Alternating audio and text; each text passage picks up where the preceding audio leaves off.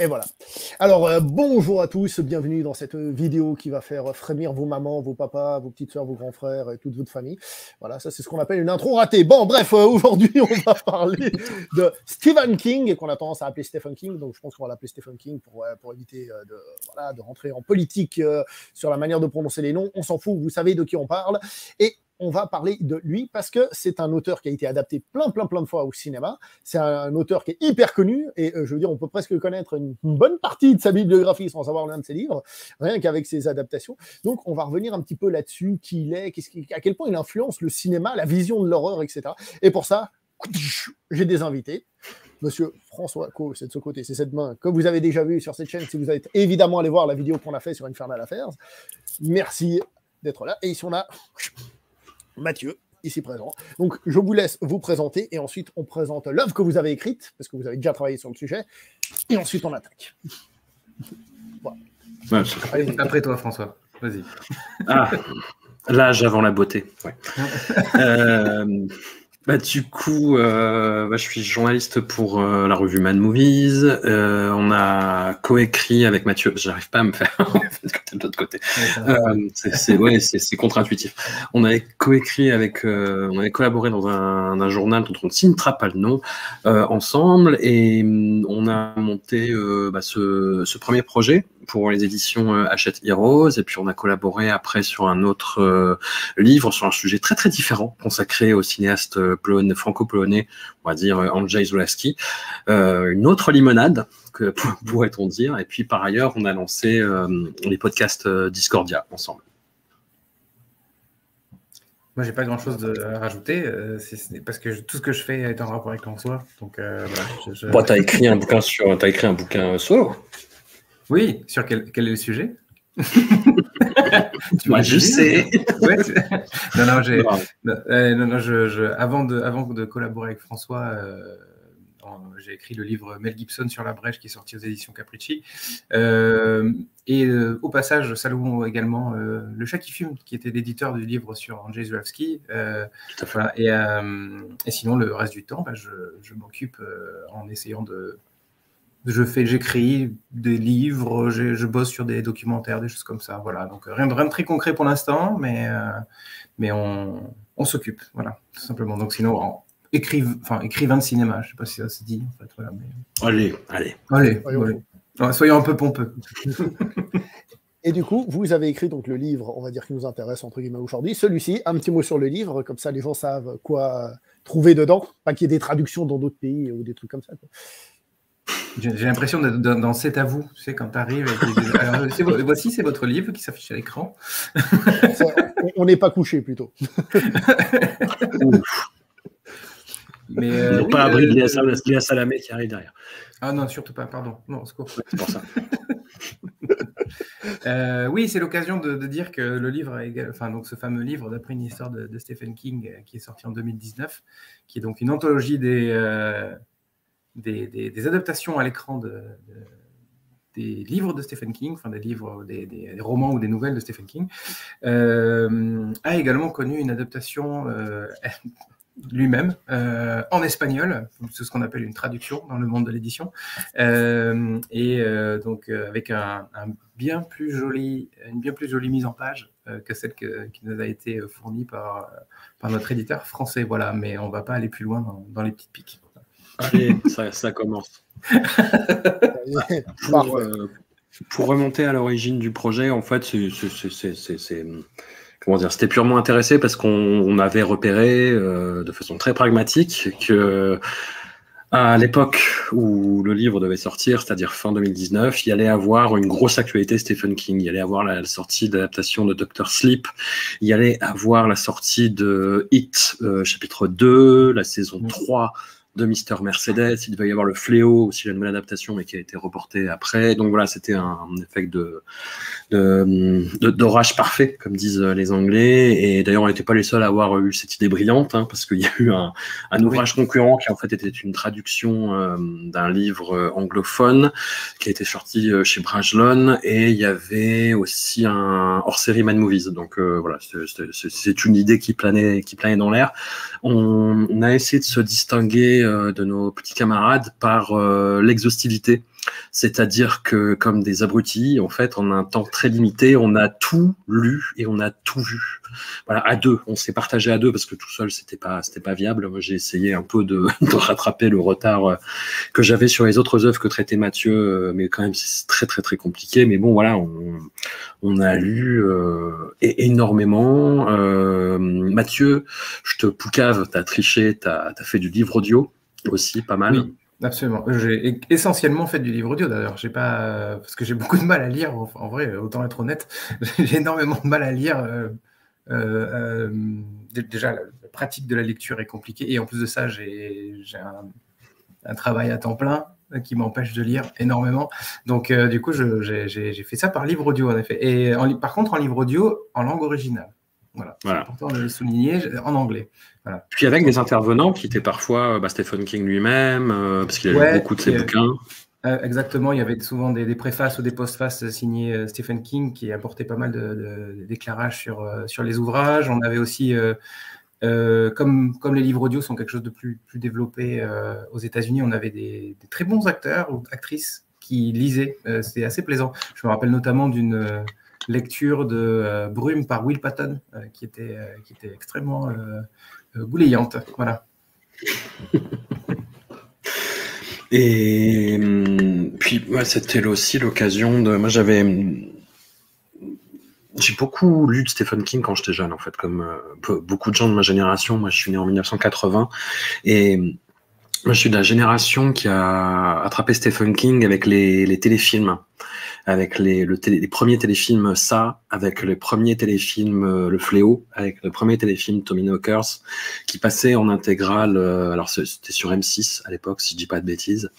Et puis, il y avait déjà des films qui sortaient, mais c'était surtout sur ce format sériel télévisuel que j'avais accroché, et c'est là où j'ai enchaîné du Stephen King, mais c'était de l'abattage, quoi. J'étais fan de ce qu'il écrivait, vraiment. Je voyais pas encore les limites que j'ai vues à la lecture plus de 20-25 ans après, on va dire, mais on y reviendra, je pense.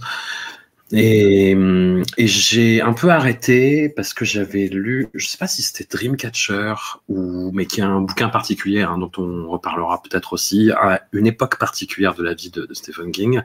Et enfin, en gros, ça m'intéressait plus. Je trouvais que ça tournait en rond, puis que c'était pas toujours bien écrit ou bien traduit. Et j'ai recontracté le virus, entre guillemets, avec son bouquin qui a été adapté en série, d'ailleurs pas terrible, 22 novembre 63, sur l'assassinat de Kennedy, qui m'a beaucoup plu, et je me suis mis à relire du Stephen King, et je lis à peu près tous les romans qui sortent maintenant. Et enfin, pas Billy Summers, j'ai commencé Billy Summers et puis j'ai eu plein de boulot et j'ai pas pu le finir, mais c'est prévu. Voilà. Et j'ai surtout Revival, qui est un bouquin qui date du milieu des années 2010, qui est absolument incroyable. Et putain, qu'est-ce que vous attendez pour l'adapter, en fait? Il est tellement mortel, ce bouquin. Voilà. Il y a une adaptation en cours apparemment, qui est... Oui, les deux. Voilà. Il y en a toujours. Oui.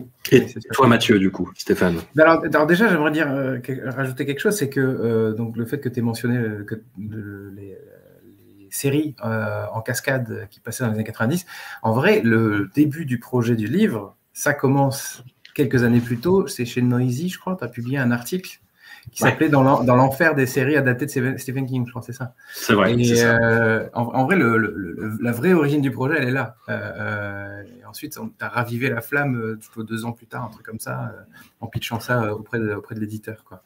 Voilà. Et, pour être tout à fait honnête, on a pitché 3 projets à l'éditeur. On ne dira pas ce qu'étaient les autres. Et on a vu dans ses yeux une lumière qui brillait quand on a dit le nom Stephen King. Et surtout, en fait, il nous a sorti une photo où il était devant la maison de Stephen King. On a dit, bon, on va prendre ce projet-là. On va pas se mentir, quoi. Voilà. Exactement. Et pour ma part, moi, c'est un peu moins, comment dire, prosélyte que François. Alors, j'ai lu du Stephen King quand j'étais adolescent, j'en ai beaucoup lu. J'ai lâché quand je suis devenu adulte parce que j'ai eu la prétention de lire des livres d'adultes, alors que c'est complètement con comme réaction. Non mais voilà, c'est complètement débile. Oui, quand j'avais 20 ans, j'étais un sacré petit con. Loser. Voilà, exactement. Et donc j'avais complètement lâché. Ceci étant, je regardais les adaptations parce que c'est un truc qui m'intéressait tout de même, même si je pouvais pas comparer avec le matériel d'origine. Et puis ce livre a été l'occasion de se replonger dedans et de complètement redécouvrir. Déjà, il y avait toute une partie que je connaissais pas et une autre que j'ai pu retrouver avec grand plaisir. Je suis retombé un peu en enfance, quoi, dans une espèce de pays de cocagne du Maine, voilà, qui est fait de monstres et de fantômes et de gens bizarres. Voilà. Mais toi, cher hôte, ton rapport, toi, à Stephen King? Ah, moi, c'est ma sœur qui m'avait initié à l'époque. Elle avait lu Christine et Charlie, je me souviens. J'avais commencé à zioter. Je me souviens quand je m'étais endormi devant le cimetière quand j'étais gamin, parce qu'il passe à 11h, vous savez, quand j'étais gamin, 11h, c'est tard. Hein. Le mec s'endort devant le cimetière. Ce que j'allais dire, c'est quand même pas évident de s'endormir devant le cimetière, quand même. Donc, je me souviens, c'était bref. Et puis, dû rater le moment de la grand-mère, quoi, je pense, parce que je m'en rappelle plus. Éveillé. C'est possible. Et du coup, c'est un autre. Vous savez, ça fait partie de la pile à lire. Vous savez, en plus, j'en ai des livres. Hein. C'est pas une blague, j'en ai acheté. Hein. Mais j'ai juste pas encore lu celui que j'ai acheté. Je les ai là-bas et je me suis toujours dit, il faut que j'en lise parce qu'il faut que je vois un peu son style et tout ça. Et donc, après, c'était plus au niveau des films. J'avoue que il est revenu, donc Hit, donc ça, qui passait justement sur M6. Moi aussi, ça m'a laissé des petites traces de freinage, on va dire. Une flotte d'eau soda, Georgie. Je me souviens plus, mais je me souviens que ça m'avait assez marqué. Il y avait le fléau aussi, je me souviens que ça m'avait fait flipper aussi. Vous voyez, je vous raconte une anecdote tout con. Hein, dans la maison de mes parents au bled, il y a un escalier en collimation, puis en fait, l'espèce de tour en haut, enfin, comment dire, le centre, je prends le poteau au centre, il dépasse encore. Et donc, il y a la lumière, et la lumière fait que le poteau se projette contre le mur. Je sais pas pourquoi, il me faisait flipper comme si c'était la tête. Je me souviens d'une scène où il avait les yeux rouges comme ça. Et ça me faisait penser à ça. Enfin, bref, voilà, quoi. Le mec complètement flippé de la vie. et du coup, ce qui est très intéressant, c'est que j'ai trouvé que c'est un auteur duquel on parlait plus beaucoup, même en matière de cinéma pendant un moment. Et tout d'un coup, il y a eu une espèce de pic où on s'est dit, ça y est, ils vont nous en faire manger à toutes les sauces. Et finalement, ce pic, il a été très court. Il n'a pas duré si longtemps que ça, j'ai trouvé, suite justement à la nouvelle version de ça. Je me suis dit, tiens, c'est bizarre. Alors, il y a eu des trucs sur les plateformes Netflix et compagnie. Il y a eu Dr. Sleep. D'ailleurs, j'ai adoré Dr. Sleep au passage. C'est super, Dr. Sleep. Je le trouvais vraiment très, très bon. Enfin, bon, voilà. J'ai pas beaucoup de contacts. Moi, je suis un peu un inculte. C'est pour ça que vous êtes là, d'ailleurs. Mais c'est un sujet qui est tellement vaste en même temps, tu vois. Enfin, avec Mathieu, on y a passé, je sais pas, 6 mois, 1 an à bouffer que ça, et on maîtrise pas toutes les arcanes, tu vois. Moi, par exemple, c'est Mathieu qui a lu tous les bouquins de La Tour Sombre.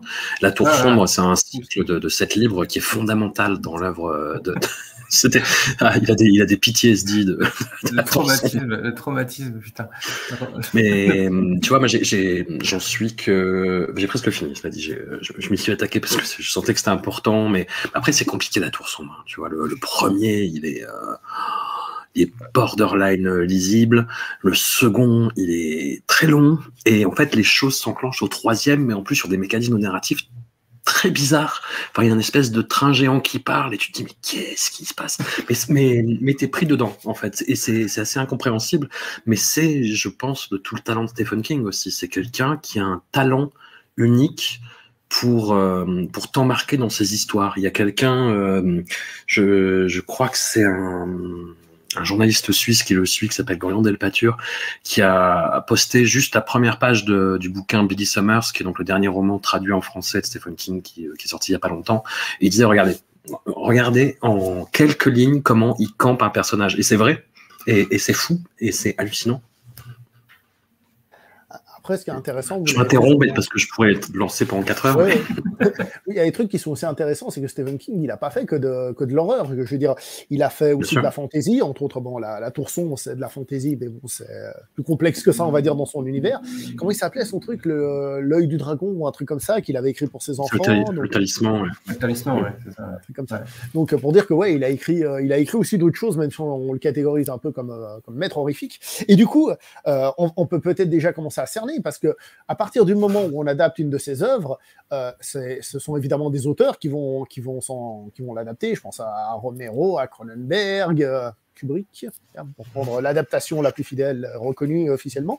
Je veux dire, il y a des auteurs. Fidèle, c'est justement. Oui, justement. Il y a litige, oui. C'est ce que je voulais dire par là. Ouais. Mais je veux dire, il y a des vrais auteurs. Je veux dire, c'est pas juste des faiseurs. Quand on dit tiens, adapte ça, enfin tiens, prends le scénario puis transcris ça à l'écran pour que les fans soient contents. Mais il y a quand même des adaptations, on va dire,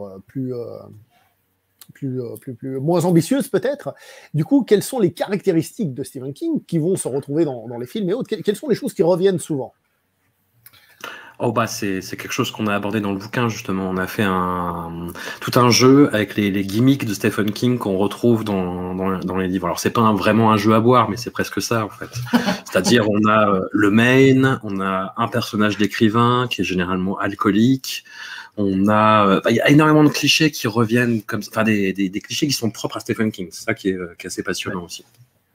Oui, là, je compte, j'ai le livre sous les yeux. On avait 32 pictogrammes qui étaient censés représenter les marottes de Stephen King. Et encore, on a dû en résumer quelques-unes via un seul pictogramme.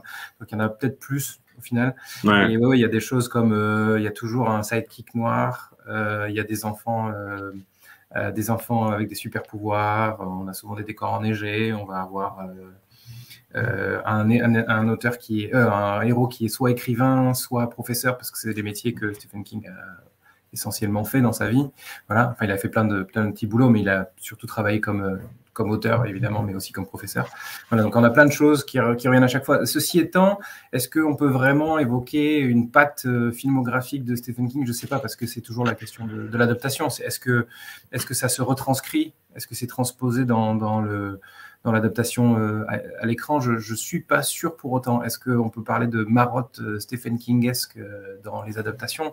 Pas forcément, dans le sens où, comme tu disais tout à l'heure, surtout dans les premiers, il y a une grosse patte de la part des cinéastes qui vont s'attaquer aux adaptations de King. Donc du coup, on se retrouve avec des cinéastes, notamment Kubrick, je pense, et peut-être à un degré moindre De Palma, qui insufflent vraiment leur style dans la façon dont ils vont traiter le sujet, quoi. Donc, en effet, Carrie, ça reste une histoire de Stephen King, mais est-ce que c'est pas autant le film de Palma que celui de King?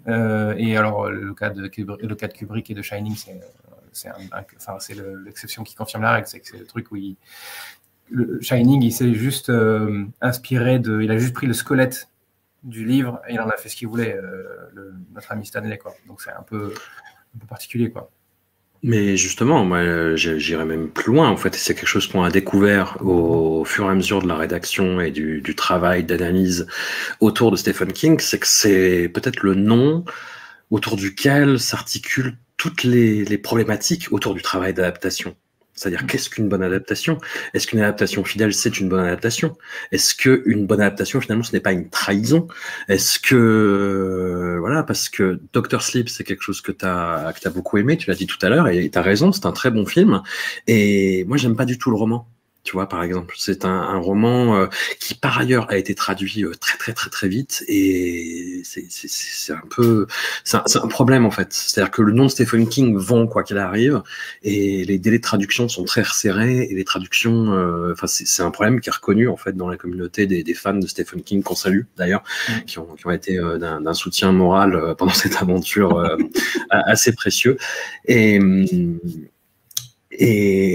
Le bouquin, ouais, comme je te dis, il est très bancal en fait. Tu as à la fois l'histoire de Danny Torrance et qui devient un espèce de, alors je sais plus, de passeur vers l'au-delà, Thanatonaute, je sais plus le terme exact, mais je crois que c'est ça. Et l'histoire de cette secte de semi-vampires psychiques.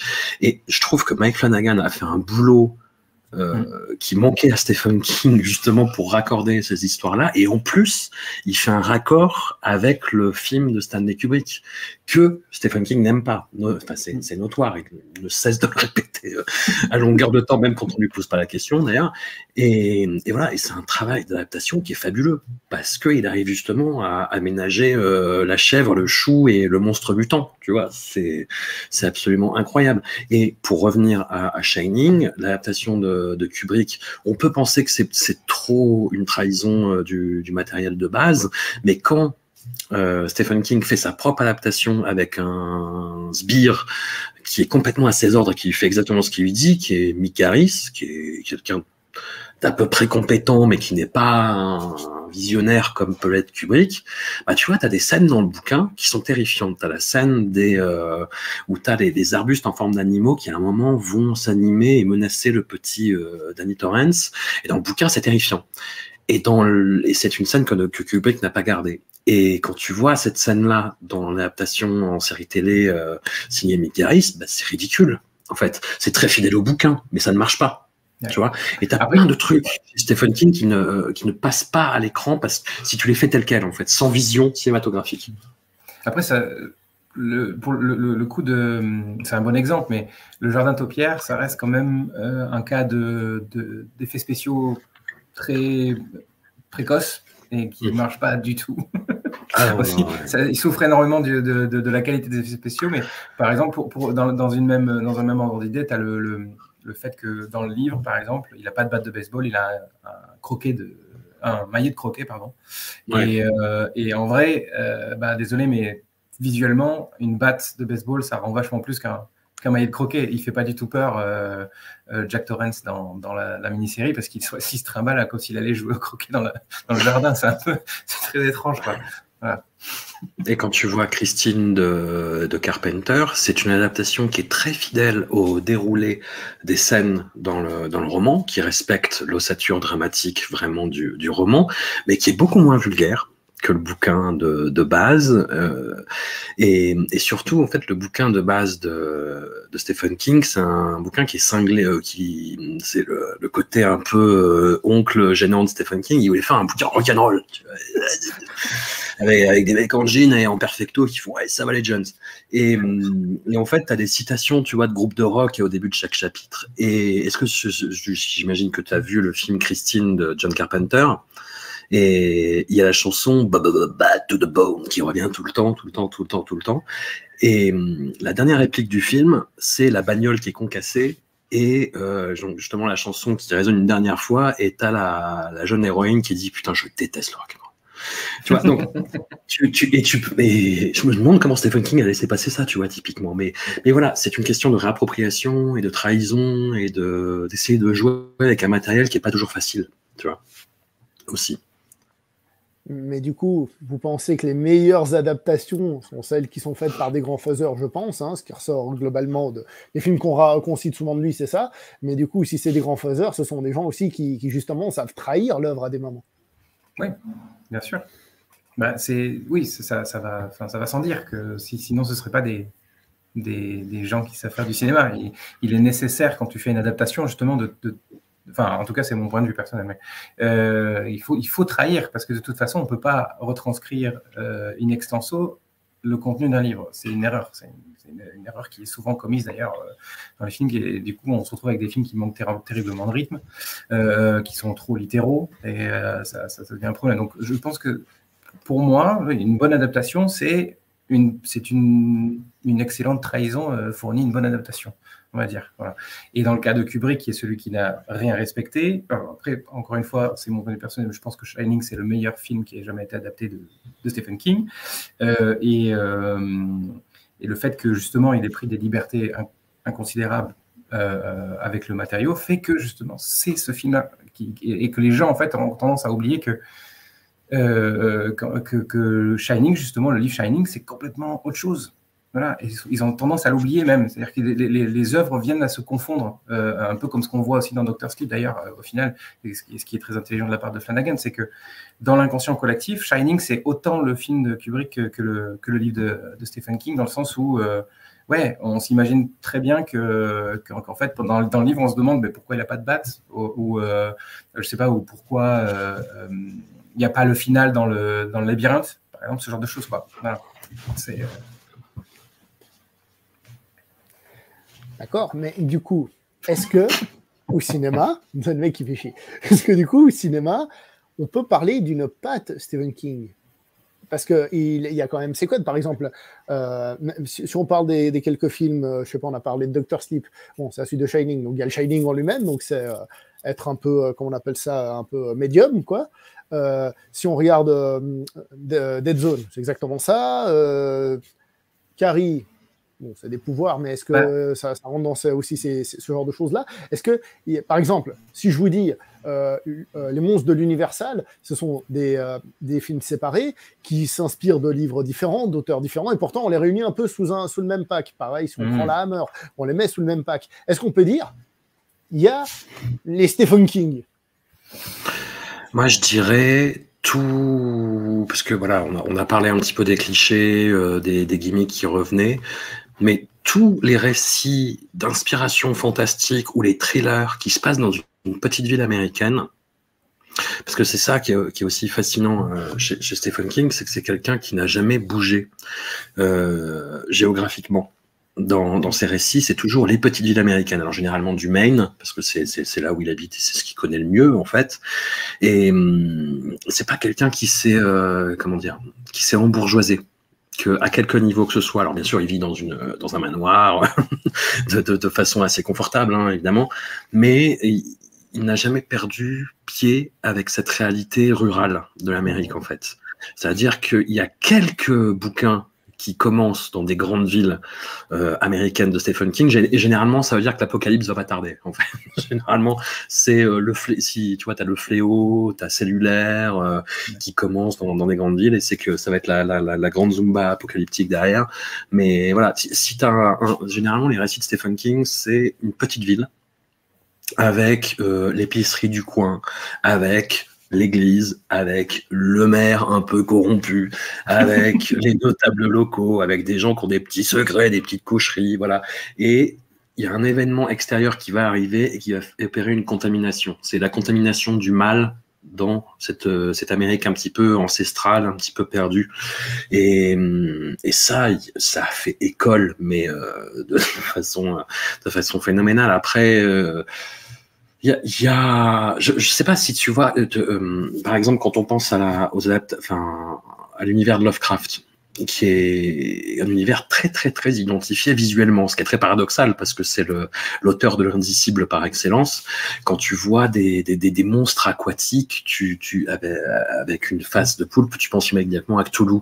Quand tu vois des créatures un petit peu comme ça, voilà, tu te dis c'est Lovecraftien quand c'est dans le noir, quand des ambiances un petit peu équivoques, sectaires, tout ça. Stephen King, c'est plus, comme je te dis, l'Amérique rurale, et moi le meilleur exemple qui me vient, c'est peut-être mon film préféré de tous les temps, c'est L'Antre de la folie de John Carpenter, où d'ailleurs Stephen King est cité de façon un petit peu taquine, parce que l'écrivain au centre de L'Antre de la folie, Sutter Kane, on dit que oh là là, oubliez Stephen King, il va encore plus. Et la façon, voilà, donc il a d'arriver dans la petite ville fictive du film Hobbs End, c'est du pur Stephen King. C'est-à-dire que t'as des gamins un petit peu inquiétants qui rôdent, t'as cette figure du mal qui a contaminé toute la population et qui va déborder sur le monde entier. Voilà. Et ça, voilà, des exemples comme ça, t'en as plein en fait. Hein.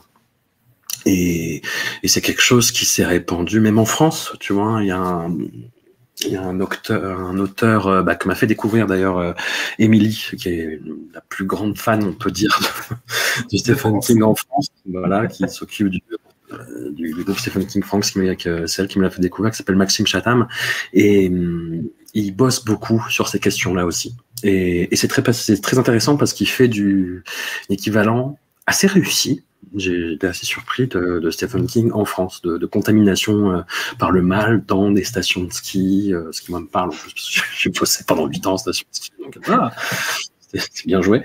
Et ou voilà, ou dans des petites communautés un petit peu isolées, ou parfois il fait ça aux États-Unis parce qu'il a vécu aux États-Unis, et voilà. Je ne sais pas du tout si j'ai répondu à la question, mais en gros, pour moi, c'est ça. C'est des petites communautés rurales. Voilà. Alors après, moi, peut-être, c'est un élément de réponse sans en être un. Je pense que, au-delà de parler d'une patte de Stephen King, je pense qu'il y a des incohérences chez certains réalisateurs. Voilà.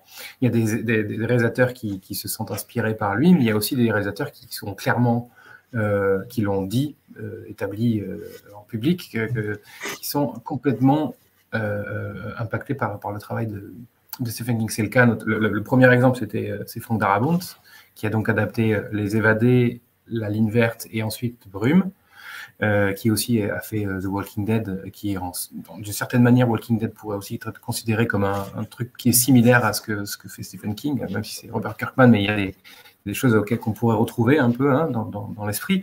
Et le pendant moderne de Frank Darabont, qui est un homme qui ne réalise plus grand-chose, malheureusement, Frank Darabont, son pendant moderne, c'est Mike Flanagan, qui est le réalisateur qui a donc fait Dr. Sleep, et qui ensuite a fait, qui est un homme qui produit énormément, qui réalise beaucoup de choses, que ce soit des séries ou des films. Il a fait une série pour Netflix qui s'appelle Midnight Mass, et c'est plus ou moins une adaptation de Salem en fait, quoi. Ouais, et Salem meets La Tempête du siècle. En fait, ouais, carrément, c'est ça qui est intéressant, c'est que on sent que ce mec est extrêmement influencé par tout le travail, en fait, l'espèce la cosmogonie de Stephen King, et en fait, c'est intéressant parce que c'est celui qui probablement adapte le mieux Stephen King sans l'adapter, puisque on se retrouve avec, il y avait ce film qui s'appelait Before Awake, alors je me rappelle plus le nom en français, avec Rachel McAdams sur le monstre, sur le canker, par exemple. On avait aussi, puis après il y a toutes les adaptations qui ont été faites il y avait The Hunting of Bly Manor. Ouais, voilà, et il y avait The Hill House aussi. Donc en fait, qui sont eux des classiques de la littérature de fantastique, mais qui, d'un autre côté, en fait, quand on regarde notamment le Hill House, on a l'impression de voir une adaptation de Stephen King, en fait. Et je pense que c'est parce que Mike Flanagan, il a bouffé du Stephen King pendant toute son enfance, et pareil pour Darabont, alors à un degré moindre, parce qu'il a moins produit. Mais voilà, on se retrouve avec des gens qui infusent leur cinéma de manière plus indicible, peut-être de manière plus subtile, on va dire, voilà, parce que c'est quelque chose qui a forgé leur façon de penser, leur manière de créer, voilà. Donc peut-être que là-dessus, il y a peut-être une patte Stephen King, mais ça reste quand même quelque chose de très anecdotique dans la filmographie entière de Stephen King, si on peut l'appeler comme ça, puisqu'il y a eu je ne sais pas combien d'adaptations, enfin j'ai arrêté de compter, mais on en a peut-être 100, enfin 80, 100, je ne sais plus, quelque chose comme ça. Voilà. Donc ce sont des cas à part, ce sont pas des... et c'est vrai que sur l'immensité des adaptations, on ne peut pas vraiment parler de pattes, quoi. Parce que, est-ce qu'on peut parler de... Marvel peut faire ça, parce que Marvel a un cahier des charges, voilà, ils ont une nomenclature qui fait qu'ils produisent des films à la chaîne et ils le font d'une certaine manière et qu'ils ont des exécutants. En l'occurrence, Stephen King, c'est pas lui qui contrôle les adaptations de ses films, donc il peut pas avoir un SKU un SKCU qui fait qu'il pourrait avoir la totale maîtrise de ce qui est produit. Donc du coup, ça donne un ensemble très disparate, quoi. Donc pour répondre à ta question, non, il n'y a pas de véritable patte Stephen King, en tout cas pas global. Et Zou, on passe à autre chose. Merci. Ce que je pense, c'est que les adaptations de King sont des adaptations qui ont un milieu, un début, une fin. Et bon, vous direz, Hollywood, ils n'ont pas besoin de ça, s'ils veulent faire des suites, ils en font. Mais je veux dire, là où par exemple, un Carpenter Halloween, il paraît qu'il y a encore des Halloween qui sortent de nos jours, etc., des Jason, des Aliens et compagnie, c'est que on n'a pas fait une franchise, ou en tout cas rarement, c'est à vous de me dire, mais d'un livre. Je veux dire, on n'a pas pris le coup. Ouais, j'allais dire, je vais dire une connerie. J'allais dire, mais parce que c'est pas connu en fait. Enfin, c'est connu par les gens de notre génération, François. Enfin, moi, je me rappelle dans les vidéoclubs, on voyait les enfants du maïs 85 là. Les fucking enfants du maïs, putain, il y a 12 films autour d'une nouvelle qui fait 30 pages. Ouais. Ah ouais, bien. Non, et qui n'invente rien, qui n'a rien à dire. C'est oulala, il y a un dieu du maïs méchant avec des enfants qui lui donnent à manger. Voilà, c'est tout. 12 films. 12 films. Mais par exemple, le clown de Hit, ils n'en ont pas fait une saga, alors qu'ils auraient pu. Ils auraient pu se taper ce genre de délire. Ouais, mais parce que le 2 a été une contre-performance, parce qu'ils ont fait de la merde, en fait. Mais si le 2 avait marché, ça aurait continué. Voilà. Ouais, tu penses? Moi, je sais pas. Ouais, carrément. C'est ce qui était prévu, ouais, il me semble. C'est ce qui était prévu? D'accord, ouais. Un peu comme les nouveaux les Universal Monsters, quand t'en parlais, du coup, si le monde n'était pas ramassé. Okay. Mais après, c'est vraiment l'exception qui confirme la règle. Pour le coup, les enfants du maïs, c'est vraiment c'est la seule franchise, en vrai, en tant que telle, quoi. Voilà. La manière dont vous l'avez vendu, en tout cas, ça donne envie, hein, je vous le dis. Mais, moi, je me rappelle, pour l'anecdote, je me rappelle j'ai eu en temps réel la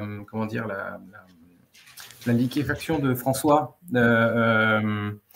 quand il était en train de regarder Les Enfants du Maïs et quand il avait lu Danse Macabre et après il avait décidé de se taper toutes les adaptations parce qu'il faut quand même savoir que Danse Macabre, qui est un recueil de nouvelles, il y a eu, je crois, à peu près 25 adaptations des histoires de Danse Macabre, et il a décidé de se les taper chronologiquement de manière très, très religieuse, et je le salue je le salue pour ça.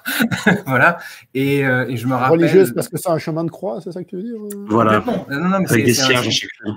C'est une souffrance de tous les jours, et je me rappelle avoir été une sorte de forme de soutien moral un peu de François pendant cette période, puisqu'il m'envoyait des messages en caps lock comme ça, en me disant mais il n'en pouvait plus. Pardon. C'est le niveau de dédication qu'on a eu pour ce livre, en fait, parce qu'on s'est on s'est fait du mal, quoi. Je crois que le pire, c'était... Alors, le saviez-vous? Il y a une adaptation non officielle de ça en telenovela indienne. Oui. Voilà. Tu me dis Inde, je te dis oui, c'est possible, en effet. Oui. Voilà. Tout est possible là-bas. Donc... Et c'est une... donc voilà, quand je dis telenovela, c'est soap opéra. Voilà, mais ce qui est très étrange, parce que faire un soap opéra en Inde à partir de ça, c'est très étrange, en fait, comme idée. Et c'était 50 épisodes de 23 minutes que je regardais sans sous-titres. Et en fait, pour me repérer dans l'intrigue, il y avait des grands résumés écrits en ce qu'on peut appeler du broken English, voilà, de l'indien traduit automatiquement par Google en anglais. Et donc j'arrivais à suivre à peu près, mais ça m'a rendu fou, en fait. ça m'a rendu fou, ça, ce truc. Parce qu'en plus, c'est pas bon. Et l'acteur qui joue le clown maléfique, il a un petit rire, et j'avais envie de le tuer, en fait, à la fin. Vraiment. J'en pouvais plus. Et ça, c'est cité dans le livre, ça, comme adaptation? Oui, absolument. Ah ouais, donc ouais, il faut aller au bout, les mecs, il faut aller au bout. Là, il y a l'adaptation. Il y a l'adaptation indienne de Misery aussi, qui est très étrange. C'est-à-dire que c'est Misery, mais avec des séquences chantées, dansées. Voilà. Tu n'écris pas à la fin, je te casse les gens. Et tu rigoles, mais c'est à peu près ça. C'est un peu ça, ouais. Mais c'est catchy en plus, hein. Ça marche bien. Hein. Ça s'appelle Julie Ganapati, si je me rappelle bien. C'est ça, ouais. Bah, à voir, c'est des trucs qui sont intéressants, qui donnent envie de jeter un coup d'œil. Surtout qu'ils sont aussi capables de faire de la violence là-bas, pour ceux qui sont juste habitués aux stéréotypes, ils sont capables. Oh là là. Bon, on fera une émission, si tu veux, sur le cinéma indien, moi je suis chaud. Et, par contre, on va faire... Bah oui, puis on va faire une durée de film indien, on va faire ça pendant 3 heures. Minimum. Avec 15 minutes de pause. 15 minutes de pause. 15 minutes de pause. Non, mais On rigole sur le cinéma indien, mais parce que c'est vrai que ces adaptations-là sont complètement pétées du bulbe. Mais moi, c'est un de mes combats dans la cinématographie contemporaine. Je fais une petite parenthèse, mais j'adore le cinéma indien. Moi, je pense que le nouveau cinéma de Hong Kong, il se fait en Inde maintenant que le cinéma de Hong Kong est mort. Voilà. Alors, là, on fait une parenthèse. Le film RRR, là, quand je l'ai vu, j'ai pensé à Une balle dans la tête, j'ai pensé à Il était une fois en Chine avec les câbles, j'ai pensé à beaucoup de choses. Ah, mais quel plaisir. Tu l'as vu en salle? Non, j'ai pas pu le voir en salle. Voir RRR en salle avec un public indien, moi, ça a été ma séance de cinéma de l'année et de la décennie. Pour l'instant, la décennie est jeune, mais voilà. Bon, on va arrêter de rêver, on va revenir au cauchemar. Si vous voulez. Avec grand plaisir. Avec grand plaisir. Qu'est-ce que je voulais dire? Oui, aussi peut-être intéressant de revenir sur justement sa représentation de l'horreur. Comment sont caractérisés ces monstres? On a parlé juste avant de Lovecraft, justement. Est-ce qu'il y a quelque chose qui revient, qui ça aussi a pu laisser une trace? Alors, cinématographiquement, c'est très bizarre, mais dans les années, justement, dans les années 90, dans les adaptations comme le Fléau, dans la propre série qu'il a créée, qui était vraiment une création originale, qui s'appelait Golden Years, et dans les Tommyknockers, il y a quelque chose qui revenait, c'était la couleur verte. La couleur verte fluo. Le vert fluo, c'était très inquiétant dans les années 90, apparemment. Voilà. Et c'est pour ça qu'il y a, voilà, c'est pour ça qu'il y a les couleurs du titre qui a été retenu. Mais non, la représentation des monstres. Ce qu'il aime beaucoup, en fait, Stephen King, je pense pas qu'il ait de monstres caractéristiques. Tu vois, Lovecraft, tu vois des espèces de créatures tentaculaires, un petit peu horribles, des espèces de parodies d'êtres humains, comme il le dit dans beaucoup de ses textes. Stephen King, il a des créatures qui sont très identifiées. Le clown de ça, mais en plus, c'est une créature qui est métamorphe, le clown de ça, qui peut prendre vraiment l'apparence de ce qui terrorise les personnages. Et c'est là la clé en fait de Stephen King, c'est qu'il va te prendre un objet ou une personne que tu rencontres dans ton quotidien et il va la rendre juste un petit peu monstrueuse. Il va te faire juste le petit truc, tu vois, qui va faire que ça va vriller. Il y a quelque chose qui revient beaucoup chez lui, c'est un côté un peu technophobe. C'est-à-dire qu'il il aime pas ces jeunes avec leur téléphone portable et leur TikTok. Non mais on rigole en disant que c'est un peu un papier à ce niveau-là, mais c'est quelque chose qu'il assume totalement. Tu vois, il a écrit un bouquin qui s'appelle Cellulaire, qui date du milieu des années 2000, si je dis pas de bêtises, et où en gros toute la population mondiale devient folle parce qu'il y a un signal qui est émis dans les téléphones portables et qui les transforme en espèce de mélange de zombies et d'oiseaux. Enfin, c'est voilà, en tout cas des créatures très agressives qui n'ont plus rien d'humain. Et le livre se finit par une petite bio de Stephen King. Stephen King vit dans le Maine, il n'a pas de téléphone portable. et c'est quelque chose que tu retrouves dans pas mal de nouvelles. Tu vois, les objets du quotidien qui se retournent contre leurs utilisateurs, les jouets maléfiques, hantés, les personnes que tu connais, que tu croises dans la vie de tous les jours et qui tout d'un coup deviennent folles et se mettent à t'attaquer. C'est quelque chose enfin voilà, c'est comment le quotidien va devenir monstrueux, mais par petites touches. Ça rejoint cette idée de contamination du mal, parce que tu as toujours cette idée aussi dans les bouquins de Stephen King qu'au début, le mal s'installe vraiment par petites touches, par micro-provocation, micro-agression, et à la fin du bouquin, les gens sont complètement décomposés et dans un état de déréliction physique et mentale absolue, quoi. Voilà. Mais c'est ce que j'allais dire. J'ai l'impression que parmi les choses qui reviennent, il y a aussi, on va dire, un malaise chez les gens. Les gens sont pas bien, qu'il y a un côté un peu la famille et aussi un côté, déjà une. Alors, j'irai pas forcément jusqu'à dire que ce sont des représentations de la souffrance interne. Vous savez, le monstre interne qui est reproduit horrifiquement, on va dire, qui prend une espèce de forme visuelle, mais il y a un peu de ça quand même, que c'est un malaise plus global, justement. Mais parce que il a vécu des drames personnels qui ne sont pas, faut pas faire une échelle, si tu veux, des traumatismes personnels chez les créateurs, ça n'a pas de sens en fait. Mais il a vécu des choses qui l'ont vraiment perturbé à un niveau émotionnel, psychologique. Il y a son rapport à l'addiction qui est très important et qui revient de façon très forte dans ses bouquins, même si maintenant il est sobre depuis la moitié des années 80, si je dis pas de bêtises. Il y a un peu plus, je sais plus. Si Maximum Overdrive, c'est 86, il était complètement pété à la coke, donc. Ouais, mais il a eu sa période opiacée, c'est pour ça. Ouais, mais c'est après ça. C'est après ça. C'est pour ça, donc c'est un peu. Ouais. Il s'est fait renverser par un camion, il a failli crever et en fait pendant sa convalescence, il a été accro effectivement, tu sais, aux pilules antidouleurs, celles qui ravagent les États-Unis en fait en ce moment, les opiacés dont parlait Mathieu, l'Oxycontin très précisément. Et c'est pour ça que je parlais de Dreamcatcher tout à l'heure. En fait, c'est le bouquin qu'il a écrit en étant complètement pété aux antidouleurs en fait. Et le bouquin est nul, mais lui-même le dit. Voilà, si on doit choisir l'œuvre la plus nulle de Stephen King, c'est Dreamcatcher, mais c'est pas. Déjà, il en a conscience. Déjà, il le dit lui-même, et c'est parce que il était complètement pété aux antidouleurs, quoi. Et l'histoire n'a ni queue ni tête. Il passe son temps à rigoler parce que les mecs pètent. Enfin, non mais c'est consternant en fait. C'est consternant et c'est pas Darabont qui a fait le film d'ailleurs. Non, c'est pas. C'est Laurence Kasdan. Je dis pas de bêtises. Oui, c'est Laurence Kasdan, t'as raison. Ouais. Et le film fait ce qu'il peut pour adapter ça, tu vois, mais comment tu veux partir d'un truc pareil, en fait, quoi. C'est... Et je me suis embêté tout seul. mais non, des traumas. Et en fait, voilà. Et il écrit, au-delà de ça, sur des choses qui, lui font peur, en fait, le terrorisme. Il a écrit Cimetière, qui est son bouquin le plus traumatisant. Alors, tu t'es endormi devant l'adaptation de Marie Lambert, et tant mieux pour toi, parce que tu es quelqu'un de sain maintenant.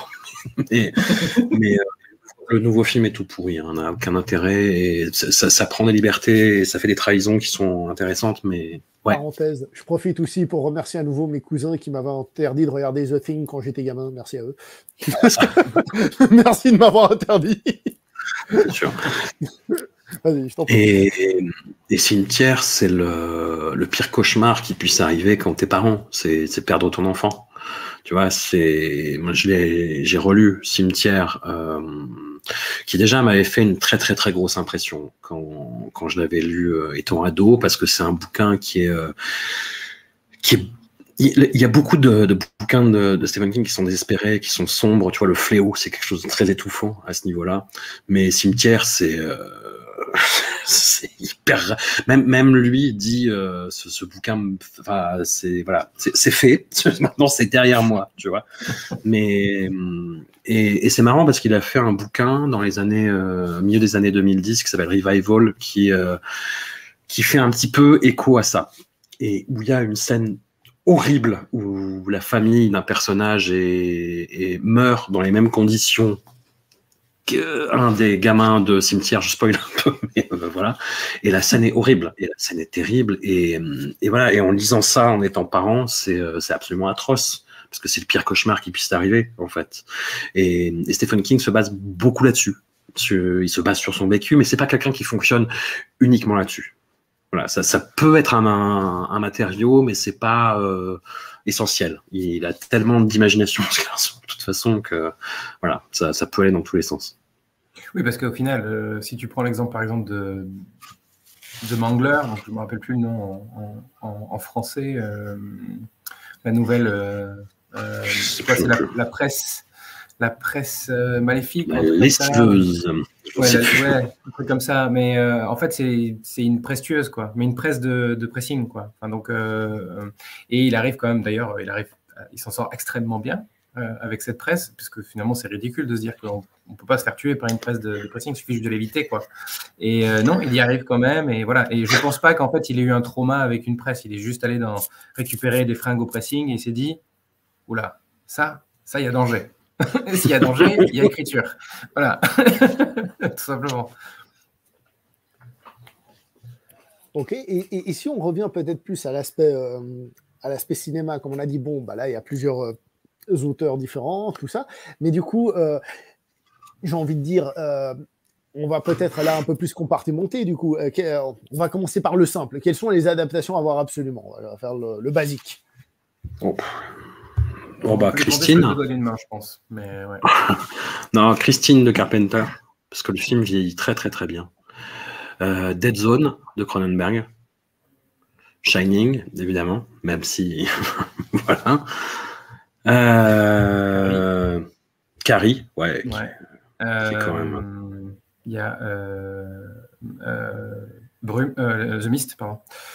The Mist de Darabont. C'est une trahison. Hein. C'est une trahison. Bah, parce que Darabont change complètement. Non, mais il change complètement la fin, en fait. Oui, il change complètement la fin. Mais par contre, tout le reste du film, c'est extrêmement bien retranscrit pour le coup. Et on se fait pas chier en plus. Donc, après, c'est parce que aussi, Brume est une nouvelle. C'est pas un roman. Mais Brume et notamment la version noir et blanc de Brume. Si les gens peuvent se la procurer, qu'ils la regardent parce que ça prend je t'avais fait chier à l'époque. Ouais, mais tu avais eu raison. Hey, regarde la version noir et blanc. Et t'es snob, tu me saoules. Et voilà. Mais tu vois, il faut insister. Il faut insister. Sinon, à part ça, moi, il y avait ce. Alors, le film est. Ouais. Non, j'allais dire le film est bien. Non, là, on parle d'adaptation, donc non. Cœur en Atlantide, le film n'est pas dingue, quand même. Voilà. Mais le recueil de nouvelles est super, par contre. Voilà. Après, sinon. Est-ce que Creepshow, c'est une adaptation? Il me semble que c'est lui qui a écrit le scénario, mais est-ce que. Je sais qu'il y a eu un livre, mais je ne sais pas si ça a été une novélisation après coup. Non, c'est de la création pure. Et c'est juste que Stephen King a écrit. Je ne vais pas dire de bêtises. Je crois qu'il a écrit deux des histoires sur 4, quelque chose comme ça. Parce que je m'en rappelle un peu les persos, parce qu'il y a aussi Creepshow 2. Il y a un deuxième qui a été fait plus tard. J'essaie de me rappeler. Alors, je sais qu'il joue dans l'une d'entre elles, qui d'ailleurs est très Lovecraftien aussi. En fait, c'est une espèce de mélange de King et de Lovecraft. D'ailleurs, le segment dans lequel il joue une espèce de fermier, un bouseux qui récupère une météorite dans son jardin. Voilà. Et il finit par être contaminé par la météorite. C'est pas, c'est pas comme des herbes, il y a de l'herbe qui pousse. Si, c'est une sorte de mousse qui lui pousse dessus, quoi.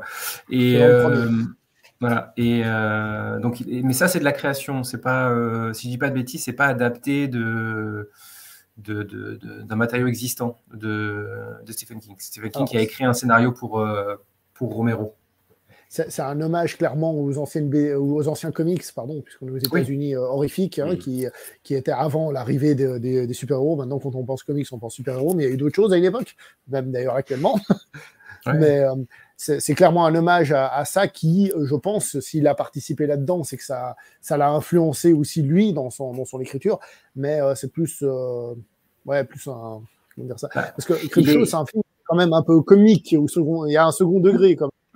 Ben, on est totalement dans la veine des Tales from the Crypt, des contes de la crypte de EC Comics, quoi.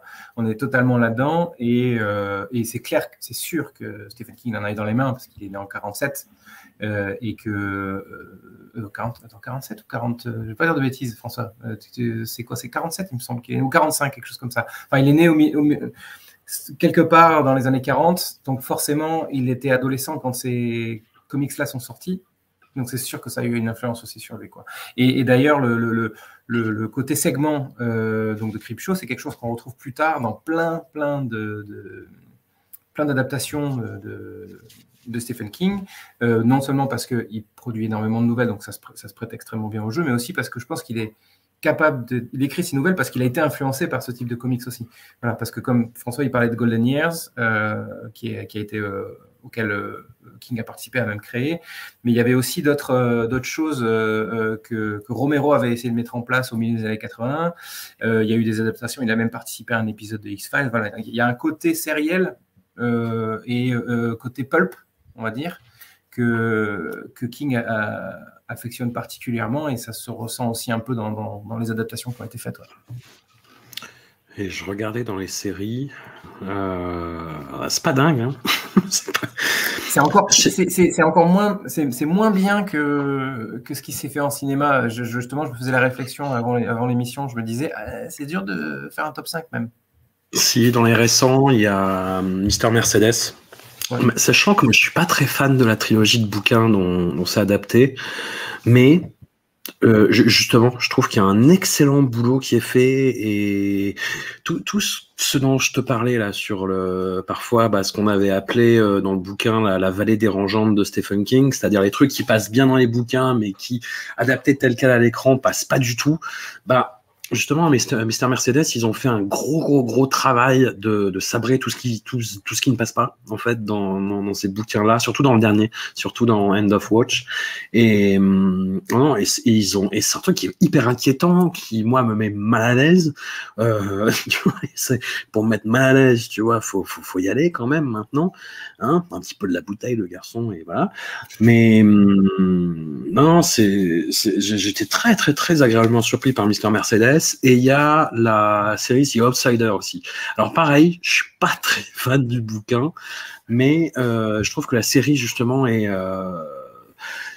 beaucoup moins complaisante et crapoteuse que ne pouvait être le bouquin, parce que le bouquin traite de sujets qui sont pas faciles, de mort et de torture de gamins notamment. Et la série, je vais pas dire qu'ils font ça avec élégance, mais ils s'en sortent mieux. Enfin, ils pouvaient pas s'en sortir mieux que ça en fait. Voilà. Mais est-ce que ça porte pour autant une bonne série? Parce que moi, j'ai regardé The Outsider, je sais pas, je trouvais ça manquait quelque chose, quoi. Je sais pas, moi je suis pas arrivé à faire le distinguo justement, à me dire qu'est-ce que j'en penserais si j'avais pas lu le bouquin, tu vois.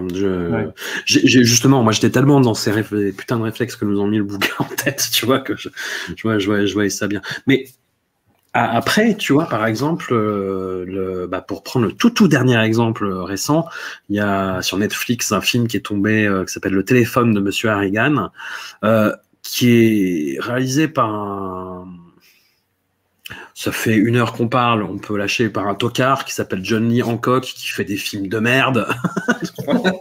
Mais que j'aime pas du tout. Vraiment, j'en rajoute un, pardon. Et là, honnêtement, c'est son meilleur film. En plus, il y a du Grand Daddy sur la bande son, donc je suis content. Mais la nouvelle est pas intéressante. Et puis c'est vraiment sur le côté technophobe vieux papy de Stephen King. Les jeunes avec leur gizmo, comme ils disent, je sais pas si avec leur bitonio, pourrait-on dire en français, tu vois. Mais et voilà, enfin c'est une histoire de vengeance d'outre-tombe via iPhone, tu vois. Et c'est aussi nul que tu peux que le pitch peut le laisser penser. Et c'est une bonne adaptation, mais ça n'a aucun intérêt. Puis ils ont pris un des gamins qui jouait dans ça. Ouais, voilà, qui est nul, qui joue mieux que dans ça, mais il part tellement de zéro que voilà. Bref, je suis énervé. Je m'énerve tout seul, en fait. J'allais dire, mais t'as aimé alors? Non, mais tu vois, voilà, c'est du bon travail d'adaptation, mais sauf que le truc n'a aucun intérêt. Je dirais que c'est une adaptation fidèle. Voilà. Oui, voilà. On peut dire que c'est du bon travail d'adaptation, c'est une adaptation fidèle. Voilà. Et c'est ça qui est très frustrant, c'est que c'est tiré d'un recueil très récent de Stephen King. Et alors c'est une coproduction Jason Blum, Ryan Murphy, je crois. Donc les mecs font de l'abattage pour plateforme, hein, grosso modo, c'est la thématique. Mais non, et ça vient d'un recueil très récent qui a été traduit l'an dernier, si je dis pas de bêtises, qui s'appelle Si ça saigne. Et c'est ça qui est super énervant, c'est que c'est un recueil de 4 nouvelles assez longues, des novellas, comme ils disent aux États-Unis, et avec une suite plus ou moins à The Outsider qui est pas très intéressante, mais qui est au moins le mérite d'être marrante. Et entre cette nouvelle-là et le téléphone de Monsieur Harrigan, il y a une nouvelle qui est incroyable, qui s'appelle La vie de Chuck, si je dis pas de bêtises en français, et qui est un récit de fin du monde à l'envers, fait par Stephen King, avec énormément de poésie. Et t'as envie de leur dire, mais putain, mais adaptez ça en fait. Au lieu de faire la vengeance par iPhone d'outre-tombe de mes deux, là, mais faites ça en fait. Faites ça. Après ça demande un peu de boulot, hein. Moi je dis pas, tu vois quoi, mais il y a tellement d'œuvres. Enfin, le corpus de Stephen King est tellement intéressant. Le corpus de Stephen King est tellement riche, varié, comme tu l'as dit au début. Il y a de la fantaisie. Ce qu'ils ont fait de La Tour Sombre, tu vois, c'est consternant. Tu vois, c'est un film qui, quand tu connais pas, tu te dis oh bah tiens, c'est un univers rigolo, marrant avec un bon casting, why not. Quand t'as lu les bouquins, tu te dis mais qu'est-ce que c'est que cette merde? Qu'est-ce que vous avez foutu, bande de clampins? Je commence à être vulgaire là, ça y est, ça va être très énervant. Le cas le plus éloquent, ça reste le cas du train, qu'on voit, enfin le fameux train dont tu parlais, le train qui parle, qui est évacué en un plan dans le film, par exemple. Ouais, c'est comment on appelle ça, un œuf de Pâques, un Easter egg. Ouais, voilà. Mais et voilà, et au lieu de faire le 14e enfant du maïs de mes deux là, je sais pas, faites une autre nouvelle de Danse Macabre. Enfin, il y a plein de matos chez Stephen King. Faites Revival, faites Joyland, faites alors The Institute, apparemment ça a été acheté. Ça fait longtemps. Ça peut être intéressant, mais voilà. Tu vois, au lieu de faire une 3e version de Salem, dont tout le monde se fout, parce que Salem, en plus, le bouquin est mortel. Le bouquin est vraiment génial. T'es d'accord, Mathieu, mais tu vois, les adaptations n'ont aucun intérêt. Moi, j'aime bien la première. T'as de Toby Hooper, ouais, mais... Oui, j'aime bien. En fait, tu vois, c'est ça qui est marrant aussi, c'est que chaque génération a son propre traumatisme de Stephen King. Tu vois, les millennials sont traumatisés par la nouvelle itération de ça, du clone, et la génération des 80 par les téléfilms des années 90. Et j'ai un pote qui a 50 ans, lui, il m'a dit Les Vampires de Salem de Toby Hooper, justement, dont parle Mathieu, le gamin qui va à la fenêtre, qui arrive à la fenêtre, comme ça. Voilà. Ouais. Ça, c'est voilà. Rien que d'y penser, il fait une série de petits P, tu vois. C'est voilà. Alors ça, c'est intéressant ce que tu as dit. Ça veut dire que... On va parler de fatulence. Génial. Aussi, si tu veux. Ça, c'est très intéressant. Non, mais... Bon, faut plus comme on est parti, là. Je vais peut-être allumer la lumière chez moi, non? Il commence à faire nuit, là. Vas-y, je t'en prie. Fais comme chez toi. Ouais, juste 2 petites secondes, du coup. L'humour. C'est ce qu'on disait, c'est l'intermission des films indiens. C'est ça. Au moins, tu vois, avec moi, par exemple, qui suis dans le noir H24, bah, au moins, il n'y a pas de problème de lumière. Qu'est-ce que je disais? Ouais, c'est que c'est aussi un des points forts de Stephen King, c'est qu'il commence à être intergénérationnel, entre guillemets, c'est qu'il commence à toucher plein de monde. Ça fait un moment, ouais, et ça, c'est fort. Et y compris à travers le cinéma. Ce qui fait que c'est une marque déposée. Quand il y a un film adapté de lui qui sort, poum, ça doit être indiqué. Sinon, on perd. Oui. Mais il a eu cette chance aussi d'être découvert par le cinéma, en fait, parce que c'est le succès énorme de Carrie qu'il a révélé, en fait, et qui en a fait la méga star qu'il est devenu par la suite. Et c'est ce qui l'a poussé aussi à sortir ses livres sous pseudo pendant les années 80. Il a eu un pseudo, Richard Bachman, sous lequel il a sorti des bouquins comme très, très intéressants. Et d'ailleurs, non, ce serait pas une bonne idée de faire le bouquin, de faire un film Rage. Oui. Très tu vois ce que c'est, Rage, du coup, ou pas? Moi, non, je vois pas. C'est alors c'est un bouquin qu'il a écrit à la fin des années 70, début des années 80, sur un gamin qui arrive à l'école avec une arme à feu, qui tue un enseignant et qui prend sa classe en otage. Oui, je me souviens de ce livre. Et en fait, il y a les tueries de masse dans les lycées américains ont commencé dès la fin des années 80. Je dis toujours un peu des à la louche, mais bon, c'est pas un sujet que je connais sur le bout des doigts, et heureusement, parce que c'est assez déprimant. Et puis, il y a eu la tuerie de Columbine, en fait. Et comme beaucoup de leurs prédécesseurs, mais eux, la tuerie a été tellement traumatisante pour les États-Unis, et il y avait le bouquin Rage de Stephen King chez eux. Et c'est un bouquin que Stephen King, en fait, a demandé à ce qu'on arrête de l'éditer, en fait. Voilà. Et c'est un bouquin qui est intéressant et qui, sachant ce qui s'est passé par la suite, tu vois, c'est pas un pouce au crime, en fait. C'est un bouquin qui porte très bien son nom et qui est l'expression d'une colère et qui essaye justement de la matérialiser de façon un peu constructive. Et c'est pas incel le book, tu vois, ça va au-delà, c'est plus intéressant, mais justement, je pense que si tu donnes ça dans les mains d'un tâcheron, ça donne quelque chose ça devient quelque chose d'horrible, en fait. Mais, en plus, il faut contextualiser. C'est un truc, si je dis pas de bêtises, Rage, ça a été écrit dans les années 70, parce que ça a été republié sous le nom de Richard Bachman, mais ça avait été retoqué à plusieurs reprises. Ouais.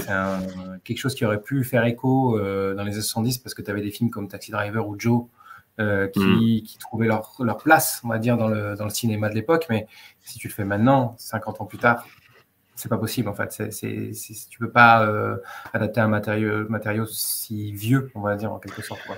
Et puis pas après tout ce qui s'est passé en fait. Tu vois, exactement. Le fait que Stephen King ait demandé à le censurer, c'est un débat. Tu vois, est-ce que ça n'a pas rendu le bouquin plus culte finalement? Enfin, pas censuré, mais pas réédité en fait, hein, mais ce qui est une forme de censure. Mais et pour revenir justement aux œuvres qu'il a sorties sous le pseudo de Richard Bachman, Stephen King a toujours eu une sorte de un petit peu d'amertume de se dire mais c'est un peu trop facile la façon dont j'ai accédé à cette notoriété, la façon dont mes livres ont été adaptés par des grands auteurs. Alors après ça c'est aussi très très particulier parce que il a eu la chance d'avoir même si lui ne le voit pas forcément sous cet œil-là, mais il a fait Brian De Palma, Kubrick, Cronenberg, Carpenter. Il a eu un enchaînement d'adaptateurs de ses œuvres mais complètement hallucinant. Tu vois, qui a participé de son aura, hein, il faut pas se mentir, il a plus jamais eu ça derrière. C'est-à-dire qu'aujourd'hui, on peut remarquer et on peut singulariser les figures de Darabont et de Flanagan, mais voilà, cite-moi le réalisateur des deux hits, par exemple. C'était un Argentin, je crois, d'origine, il est italien, je ne sais plus comment il s'appelle. Ah, j'ai un blanc, merde. Déjà bien joué. C'est celui qui avait fait Mama, je crois. Si c'est ça. Ah, j'ai un blanc. C'est Muschietti, ouais. Voilà, Muschietti, ouais, c'est ça. Non, mais tu vois, voilà. Enfin, non, mais c'était un exemple de mauvaise foi et je t'ai pris au dépourvu comme un sagouin. Mais je suis taquin. Mais non, mais voilà, il a eu cette chance-là et il s'est dit, voilà, qu'est-ce qui se passerait si il n'y avait pas le label Stephen King, tu vois, sur les bouquins, est-ce que ça se vendrait aussi bien? Et c'est pour ça qu'il a fait, il a pris ce pseudo, Richard Bachman, et ça se vendait vachement moins bien. Mais parce que c'était des bouquins aussi qui n'étaient pas dans la ligne vraiment Stephen King. C'était des bouquins qui étaient beaucoup plus énervés, qui étaient beaucoup plus empreints d'un esprit. Alors pas tous, mais je pense à Running Man, quasi de grosse gauchiasse, comme on dirait aujourd'hui, d'extrême gauchiasse même, tu vois, d'un esprit beaucoup plus bourrin et engagé politiquement. Voilà. Je sais que Edgar Wright voulait faire, parce que l'adaptation de Running Man qui a été faite par Paul Michael Glaser, c'est carnaval, ça n'a rien à voir avec le bouquin en fait. Je crois qu'il y a le nom du héros, tu vois, et le fait que on le mette dans un jeu. Et c'est tout. Tu vois, voilà. Mais je crois que Edgar Wright voulait faire une adaptation plus fidèle. Mais pareil, ce serait hyper tendax parce que je vais spoiler le bouquin Running Man, mais ça se finit par un attentat kamikaze du héros sur une tour. Tu vois, et c'est autre époque, autre meurt, tu vois. Tu vas dire mais la façon dont c'est présenté. Tu lis ça et tu lis Rage derrière, tu fais OK, j'ai compris. Ouais, voilà. Mais non, mais ça participe quelque part. Dans le livre, quand même, c'est pas exactement un attentat, quoi. C'est plus. Il faut remédier à la situation dans laquelle on est, quoi, un peu. Alors après, en effet, ça dépend de quel côté tu trouves. Ne justifie pas le terrorisme, Mathieu, s'il te plaît. Non, on n'a pas été invités pour ça. On fera une autre émission si tu veux. Moi, je pense qu'il faut faire une fin à la fin chinoise de Fight Club. Ouais. Écran noir, et la police arrive et elle empêche tout ça. Voilà, fin de oui, voilà. Voilà, tout va bien. Et il a appris de ses erreurs en prison. Voilà. Ce petit sacripant. Et non, et c'est des bouquins qui sont beaucoup plus énervés, beaucoup plus en colère en fait. Et c'est marrant parce que cette colère, pour faire, je continue ma parenthèse, parce que ouvrons des parenthèses dans la parenthèse, on n'est plus à ça près. Et en fait, je sais pas si tu sais ce qui s'est passé pour comment la fin de Richard Bachman est arrivée, mais en fait, t'as un petit malin.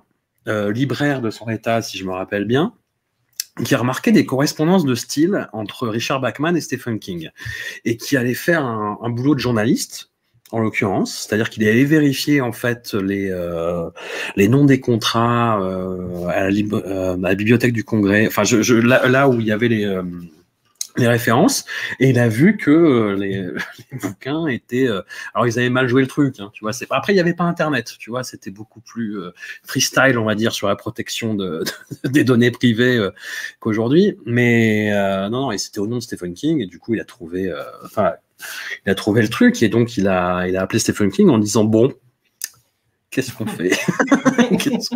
Non, mais en gros, il a pas voulu le faire chanter, tu vois, mais il a dit, voilà, je sais.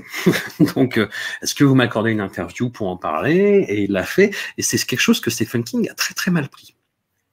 C'est quelque chose que Stephen King a très, très mal pris. Et ça s'est traduit par Misery, qui est un bouquin, moi, je m'en rappelais pas et ça m'a frappé à la relecture, qui est en colère, vraiment. C'est-à-dire que le mec, le héros de Misery, c'est un écrivain qui veut assassiner son héroïne et qui veut faire ce qui lui plaît, et une lectrice le force à faire autre chose.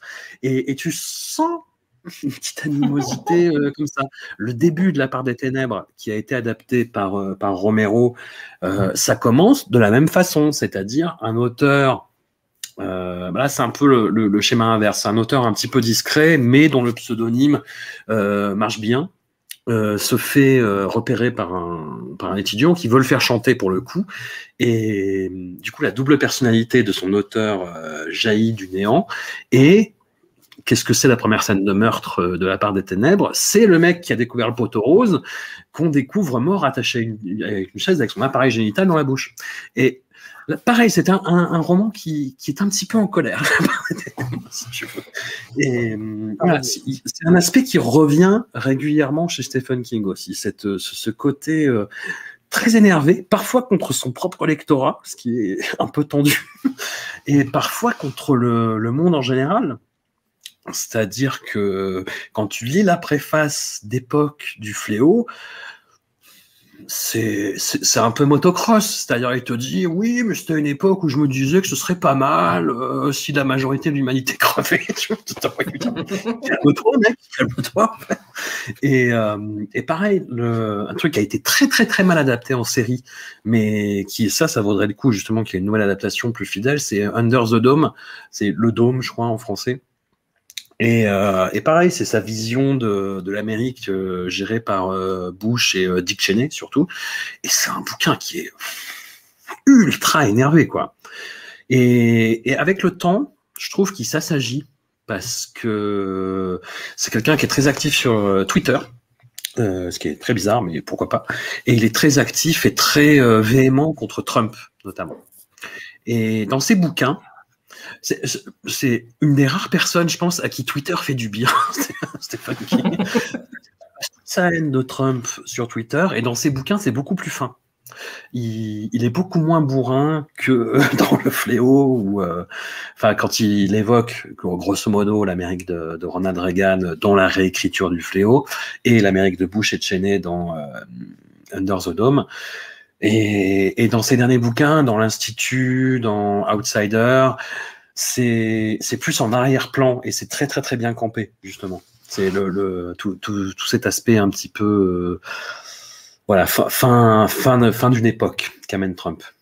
J'ai beaucoup parlé, j'ai oublié ce qu'était la question de base, du coup. Est-ce qu'il n'aurait pas pris de la bouteille, et surtout est-ce qu'il n'aurait pas pris moins de coke aussi, tu vois, et d'alcool, puisque l'époque les livres dont tu parles, où il était vraiment en rébellion contre la société, pour ainsi dire, c'était quand même la période où il était sacrément dans les addictions, quoi, aussi. Donc je pense que ça ne devait pas aider non plus, quoi.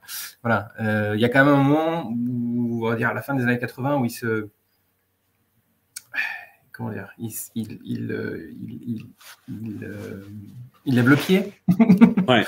On peut dire, un peu sur le discours comme les addictions, quoi. En fait, je pense que ça va de concert, quoi, un peu. Voilà. Juste, alors je ferme la parenthèse de François, si tu me le permets, François. Il y en avait 3, donc ferme les 3. Voilà, je ferme les 3 exactement. Voilà. Et juste pour revenir sur le fait qu'il y ait une sorte de perfect storm aussi, enfin que King était bien adapté au début, ce qui lui a permis de percer aussi dans les librairies. Il y a aussi le cinéma de genre. Enfin, le cinéma de genre, c'est pas un vrai terme, mais en tout cas, à l'époque, on pourrait appeler ça le cinéma de genre. Le cinéma de genre n'avait pas encore vraiment droit de cité dans les cinémas. Enfin, c'était un truc moribond. Enfin, c'était quelque chose de presque sale. Et au début des années 70, milieu des années 70, on se retrouve il y a une transformation du cinéma qui fait que le cinéma de genre est un peu plus est réévalué, quoi, en quelque sorte. En tout cas, on peut se retrouver avec des films de genre qui cartonnent au box-office, déjà d'une part, c'est le cas de Massacre à la tronçonneuse, par exemple, mais qui aussi sont salués par la critique, quoi. Voilà. Et du coup, ça ouvre une brèche pour sans doute de l'art de genre, on va dire, si on peut dire ça comme ça, quoi. Donc du cinéma de genre, mais aussi de la littérature de genre, etc., quoi. Voilà, c'est-à-dire que on va pas dire que la littérature de genre acquis ses lettres de noblesse, mais il y a une réévaluation de ce travail-là, quoi. Et c'est à ce moment-là que Stephen King se retrouve publié pour la première fois, parce que Carrie c'est 74, si je dis pas de bêtises, et pendant presque 10 ans, il se fait retoquer des manuscrits. Et d'un seul coup, bizarrement, il y a de la place pour du genre, quoi. Voilà. Donc je pense qu'il y a aussi ça ils se sont alimentés, quoi. C'est-à-dire les livres, le succès des livres a fait le succès des films, et le succès des films a fait le succès des livres, et ainsi de suite, quoi. Voilà, jusqu'au milieu des années 80, on va dire. Et après, c'est vrai que là, ça commence un peu à se tasser, quoi, on va dire. On n'est plus trop dans l'ascendance, et la courbe est un peu plus stable, quoi. Mais du coup, je reviens sur le tampon Stephen King sur un livre ou sur un film. Est-ce qu'il n'y a pas, je pense que la réponse est oui, mais de l'abus, c'est-à-dire on fait une adaptation d'un truc qu'à lui, puis comme c'est son nom qu'on va mettre en avant, ça va se vendre, un peu un star system, hein. Ou alors même une franchise comme on a maintenant. Mais c'est ce qui s'est passé, par exemple, sur le Cobaye. qui n'a absolument rien à voir avec le. En fait, en gros, ils ont acheté le nom de la nouvelle et ils ont fait une espèce de version avec les images de synthèse des années 90 des Fleurs pour Algernon, mais ce que n'était absolument pas la nouvelle, en fait. La nouvelle, c'est un espèce de truc complètement brinzingue avec un type, un jardinier psychopathe qui bouffe le gazon à poil, tu vois. Ça n'a rien à voir avec le film. Et oui, des abus, t'en as tout le temps. Et puis, en plus, t'as l'impression qu'il est partout parce qu'on lui demande son avis sur tout. C'est-à-dire que dès que t'as un nouvel auteur un peu de genre, parce que le mec ne fait que ça, enfin, c'est un boulimique de consommation culturelle, il donne son avis à droite à gauche sur tout ce qu'il lit, sur tout ce qu'il voit, et il lit énormément de choses. Et maintenant, c'est un label de qualité, tu vois, quoi. Voilà, on lui demande des... Stephen King présence, quoi. C'est un peu... c'est le Alfred Hitchcock moderne, un peu, où Quentin Tarantino présente, il y a un peu de ça aussi, quoi. Tu vois, c'est genre validé par la street. Si tu as le tampon d'excellence de Stephen King, c'est tant mieux, quoi. Je pense que en termes de cinéma, je sais pas, mais en termes de vente, si Stephen King qui dit c'était bien, bah, du coup 50 000 ventes en plus, quoi. Enfin, d'un seul coup, j'imagine, quoi. C'est un peu comme quand tu passes chez Ruquier, enfin à l'époque, quand tu passais chez Ruquier pour vendre ton livre, le lendemain, tu avais des pics de vente sur Amazon, quoi. Ben là, c'est pareil, en fait, je pense. Mais ça n'empêche pas, on l'a dit en off, on n'en a pas parlé pour le moment, ça n'empêche pas des trucs comme la nouvelle version de Firestarter, quoi. Ouais. C'est-à-dire, est-ce que ça valait la peine de réadapter un livre? En plus, Charlie, c'est pas son livre le plus populaire, c'est pas celui qu'on ressort souvent, en tout cas. Il y avait déjà une précédente adaptation qui n'est pas non plus la plus populaire, et là on nous fait un truc au rabais. J'ai pas compris, moi. Franchement, j'ai pas compris, parce que c'est un bouquin qui est très daté et très ancré dans son époque et très dans la période cocaïne de Stephen King. Et enfin, quand tu lis la postface de Charlie, tu te dis, oh là là, mais calme-toi. Enfin, il était vraiment en mode le gouvernement, la CIA, avec les expériences sur le LSD. non mais voilà, il y a des trucs qui existent, hein, on le sait, ça a été documenté. Il y a notamment des très bons documentaires d'Adam Curtis qui parlent du sujet et qui démystifient un peu toute la légende autour du projet MK Ultra et de la CIA. Mais enfin, tu vois, ta façon et façon de le formuler.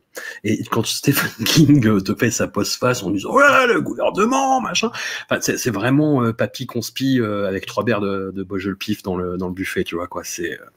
Et tu pouvais faire une adaptation contemporaine de Charlie qui est avec des thématiques très intéressantes. Tu as le rapport justement du père avec son enfant, qui a envie de le protéger, et qui est complètement dépassé par les pouvoirs de cette gamine. Là, justement, l'ingérence du gouvernement, tu peux le traiter autrement. Et d'une certaine façon, c'est ce qu'ils font, mais sauf que ça n'a aucun intérêt. C'est complètement naze. Et en plus, tu as des erreurs de casting, mais Zac Efron... qui par ailleurs peut être un acteur convaincant. Moi, je l'ai vu dans un truc dont j'ai oublié le titre, c'est dire si c'est marquant. Mais un truc où il va chercher de l'or et il essaie de survivre pendant 2 jours dans le désert. Le truc est pas mal. J'ai oublié le titre, mais le truc est pas mal. Et Zac Efron se défend. Ça peut être un acteur qui peut se démerder. En acteur comique, il était plutôt bon. Mais là, il est à l'ouest. Il n'est pas dirigé du tout, en fait. C'est ce qu'on disait en antenne. Le seul truc bien, c'est la BO de Carpenter.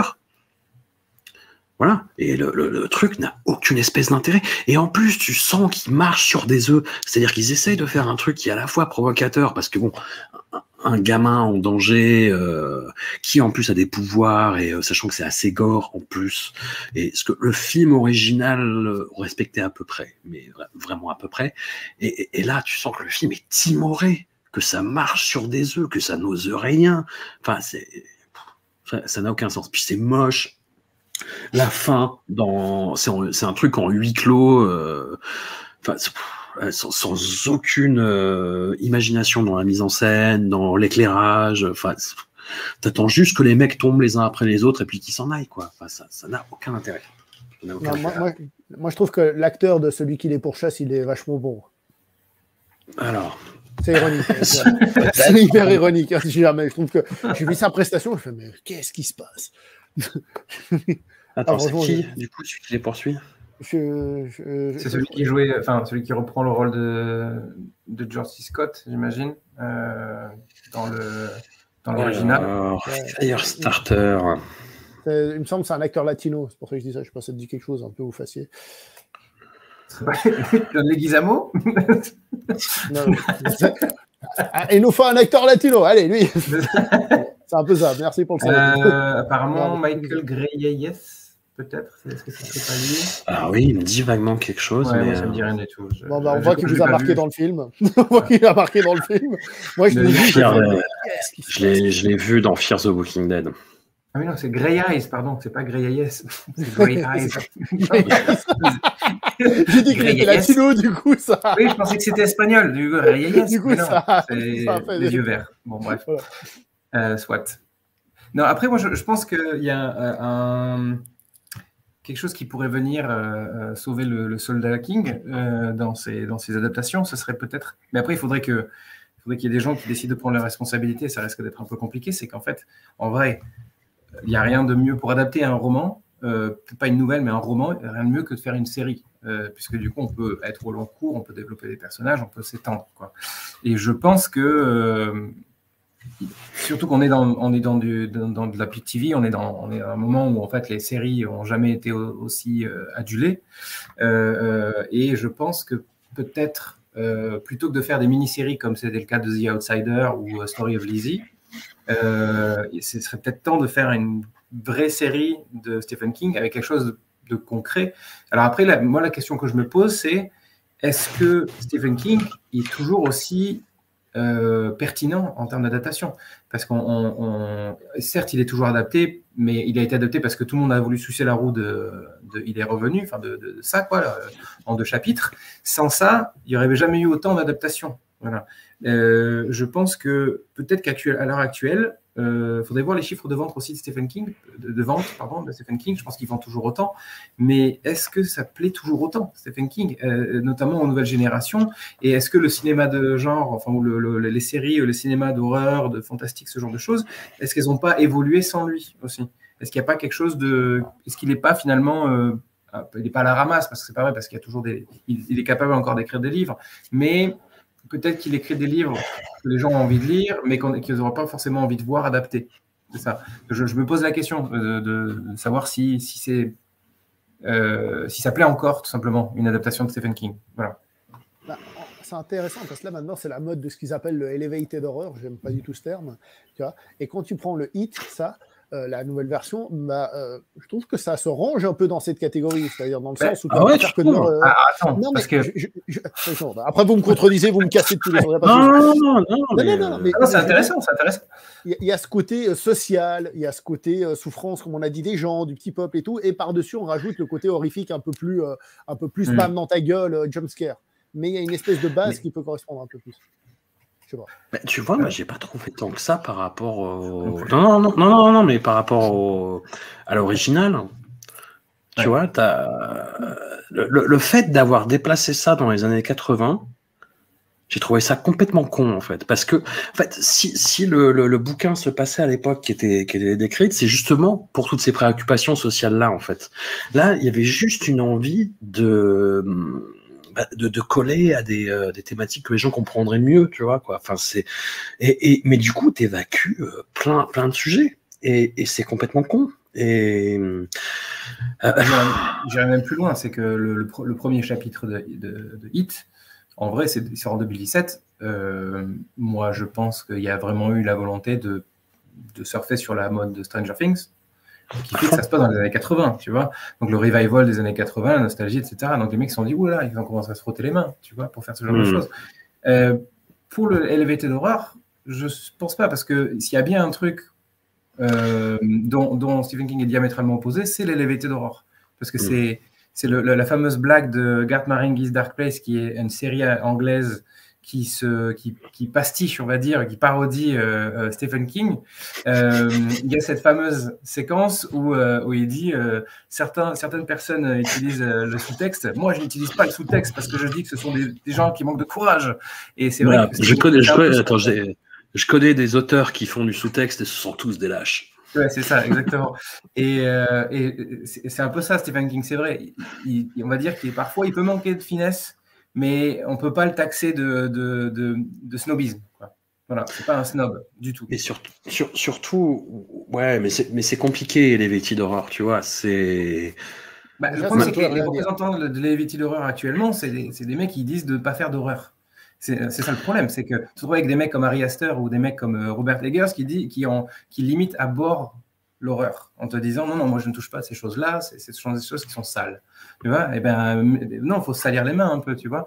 Et c'est vrai que je pense que Stephen King, il n'est pas du tout dans ce délire-là. C'est un mec du petit peuple qui vit dans le Maine, il est tranquille, il doit réparer sa bagnole le week-end. Enfin, tu vois, il n'est pas du tout dans le délire de Ari Aster qui doit aller boire des cosmopolitains, je sais pas où, dans des bars branchés new-yorkais, tu vois. Enfin, je sais pas ce qu'il fait de sa vie, Ari Aster, j'en sais rien. Et voilà, pour moi, on n'est pas du tout sur le même niveau. Et si les gens ils placent Hit dans de l'Elevated Horror, je suis pas sûr que ce soit la bonne catégorie, quoi, on va dire. Après, comme je disais, Dr. Sleep, peut-être plutôt, non? Je sais pas. Ouais, mais encore, c'est Flanagan. Flanagan, il y a tellement d'humilité, on va dire. Et les Elevated Horror, moi j'ai l'impression que c'est des gens qui pètent plus haut que leur cul, quoi. Et pour qui l'horreur n'est pas un genre noble. Mais oui, c'est ça, c'est sale. L'horreur, c'est sale, tu vois. Moi, je vais et là, on fait de la belle production, en fait. C'est un peu ça. Moi, je vais comment dire, je vais rehausser, je vais les élever, quoi. Tu vois. Je danse sur des volcans, comme dirait un réalisateur belge. Oui. Non, mais voilà, je vais prendre le genre de l'horreur qui. C'est une private joke, pardon. Non, mais je l'ai compris. Et il va prendre, genre Ari Aster, Robert Eggers, ils vont se dire, attends, tu sais, c'est des Prométhées du cinéma. T'as l'impression qu'ils se prennent pour des Prométhées du cinéma d'horreur, en disant, en gros, vous n'avez jamais su faire pendant 100 ans. Moi, je vais vous montrer comment allumer un feu. Et enfin, tu vois, t'es là, mais non, en fait. C'est hyper gênant, comment dire, cette condescendance envers un genre qui existe depuis des années, depuis des décennies, depuis plus d'un siècle même. Et voilà, donc, et je trouve que justement Stephen King et même ses adaptations, on peut en dire ce qu'on veut, mais pour le coup, il n'y a vraiment pas d'arrogance dans les adaptations de Stephen King, je pense. Du coup. Je ne disais pas dans ce sens-là, mais ouais. Mais je suis d'accord, parce que je suis. Voilà. Mais ouais. Du coup, je n'ose plus parler. Ouais, François. Non. Non, mais ouais, non, je vois ce que tu veux dire. Comme je disais, il y avait un aspect quand même un peu jumpscare et compagnie qui était totalement assumé, qui est plus à l'ancienne, plus justement entre guillemets série B, comme on a dit, réhabilitation du cinéma et de tout ce qui était Pulp aussi et compagnie. Je rappelle que Pulp à la base, c'est pas de la littérature. Hein. Bah, c'est ça. Ouais. Donc, il y a eu cette réhabilitation, et c'est vrai que ce qu'on appelle Elevated Horror, ce que tu as cité, c'est vrai que c'est des gens qui se veulent faire de l'horreur, non pas série B, mais vraiment bon chic, classe. bon genre. Voilà, tout à fait. Mais là où je disais ça, c'est que est-ce que c'est peut-être plus comme ça qu'il faudrait le voir. Moi, je disais que Heat, avec son côté un peu justement souffrance des gens et tout ça, avait quelque chose qui pourrait se retrouver aussi. Parce que finalement, comment dire ça, Harry Aster et compagnie, tu sens la souffrance des gens, et puis finalement, l'aspect plus horrifique, proprement parlé, il prend son temps pour arriver, puis il en découle. Même si, après, qu'on a dit, dans Heat, c'est quand même un peu plus pas de ta gueule. D'ailleurs, beaucoup de gens se sont plaints, il y a la deuxième partie, c'était que des jumpscares. Oh, mais pour vache, le coup, elle est nulle la deuxième partie, putain, mais putain, elle fait 3 heures, elle fait 3 putains d'heures, quoi. Et l'arc narratif du personnage de James McAvoy, c'est je vais acheter mon vélo. Et c'est tout ce qu'il fait de tout le film. Il va acheter son vélo. Et il y a des scènes qui sont pas finies, il y a des scènes qui sont des copies de travail, quoi. Enfin, je sais pas si vous vous rappelez la scène où c'est le beg, Billy le beg qui va dans le sous-sol et il voit un espèce de lépreux qui lui saute dessus et il y a une musique des années 80 complètement nulle qui n'a rien à voir avec la choucroute. Enfin, et t'as plein de fautes de goût. La fin. On est en train de le perdre. La fin, ils disent tu n'es qu'un clown. J'étais pétrifié dans mon fauteuil. Quand un film me met mal à l'aise, je fais comme ça. Oui, tu caches. Oui. Et j'étais comme ça pendant toute la dernière demi-heure. Honnêtement, c'était. Pardon. Non, mais pour le coup, pour revenir sur l'idée d'adaptation, parce que bon, j'essaie un peu de recentrer le débat, s'il vous plaît. Hein, bien sûr. Il va elevated la discussion là. Mais c'est le Harry Aster de la discussion, Mathieu. Vas-y. Ah non. Attention, un poteau. Ouais. Ne rentre pas dans la cabane. Non, alors pour revenir sur les adaptations. Là, pour le coup, on est sur ce qu'on pourrait considérer comme une bonne adaptation, c'est-à-dire rendre hommage comme il se doit à Stephen King en essayant de parler d'autre chose que de l'horreur. Parce que Stephen King, c'est aussi ça. C'est l'horreur l'horreur qui rentre dans le quotidien. Donc l'idée, c'est quand même de retranscrire une sorte de chronique sociale dans laquelle on va trouver de l'horreur. Voilà. Et c'est vrai que si on met ça, c'est pas trop mal fait. Alors après, le problème, c'est que le Muschietti, il a fait de la merde. Je trouve, le premier, il y avait des choses qui étaient intéressantes. Le deuxième, on n'en parle pas, mais bon, même le premier, je trouve que c'est pas non plus un très bon film. Voilà. Mais il a quand même essayé. On sent que Muschietti, par exemple, je pense que Muschietti est profondément, foncièrement fan de King, par exemple, contrairement aux autres réalisateurs qui ont dû l'adapter récemment. Voilà. Je pense que Muschietti, il aime King. Voilà. C'est juste que je crois que le cinéma n'aime pas Muschietti. Voilà. On va dire c'est plutôt ça, quoi. Voilà. Ou Muschietti n'aime pas le cinéma, je sais pas. Enfin, c'est réciproque. Voilà. Le cinéma existe-t-il? Non. Mais du coup, il y avait beaucoup de débats à la sortie de ce film qui me font dire aussi que les adaptations sont entre guillemets un peu en péril. C'est que ouais, mais il manque cette scène. Ouais, mais ça c'est pas bien adapté. Beaucoup de fans de King aiment beaucoup ce film parce qu'il adapte, semble-t-il, beaucoup de matériel du livre justement. Et mais encore une fois, l'adaptation qu'on voulait. Encore une fois, tu peux pas adapter toutes les scènes parce que sinon ce serait imbitable. Alors, en effet, les fans hardcore de ça, ils seraient contents, ouais. Mais les fans hardcore de ça, ils sont pas en majorité, quoi. Donc, à un moment, il faut essayer de plaire un minimum et essayer de faire quelque chose de convenable aussi. C'est pas qu'une question de plaire, c'est de faire un rendu qui est exploitable et faire un film qui se regarde, quoi. Voilà. Et j'ai oublié ce que je voulais dire. Merde, je voulais un autre truc. Il y avait un autre truc. Non, parce que je voulais rebondir avec toi, mais peut-être que tu vas en parler justement, François. Je sais pas. Non, si je peux me permettre sur les fans, on était un peu intimidés avec Mathieu parce qu'on s'attaquait à un grand nom, quoi, de la culture contemporaine. Enfin, une icône vraiment intouchable. Et on s'est dit oulala. Il va falloir qu'on montre patte blanche auprès des fans, sinon on va se faire dézinguer. Et en fait, c'est une communauté qui est extrêmement ouverte d'esprit et bienveillante. Et je dis que ça a été une surprise parce qu'on connaissait pas en fait. On s'est dit ça va être comme tous les phénomènes de fans contemporains, ça va être, on va se faire dézinguer. Mais ouais, mais non, et justement, ils sont très ouverts d'esprit sur les adaptations, sur les trahisons. Enfin, c'est pas non plus les évangiles, tu vois, pour eux. T'as pas, je sais pas, des choses que tu peux plus retrouver, par exemple, dans. Quelle communauté va se mettre à dos? Attention. Les fans de Kaamelott. De Kaamelott, non.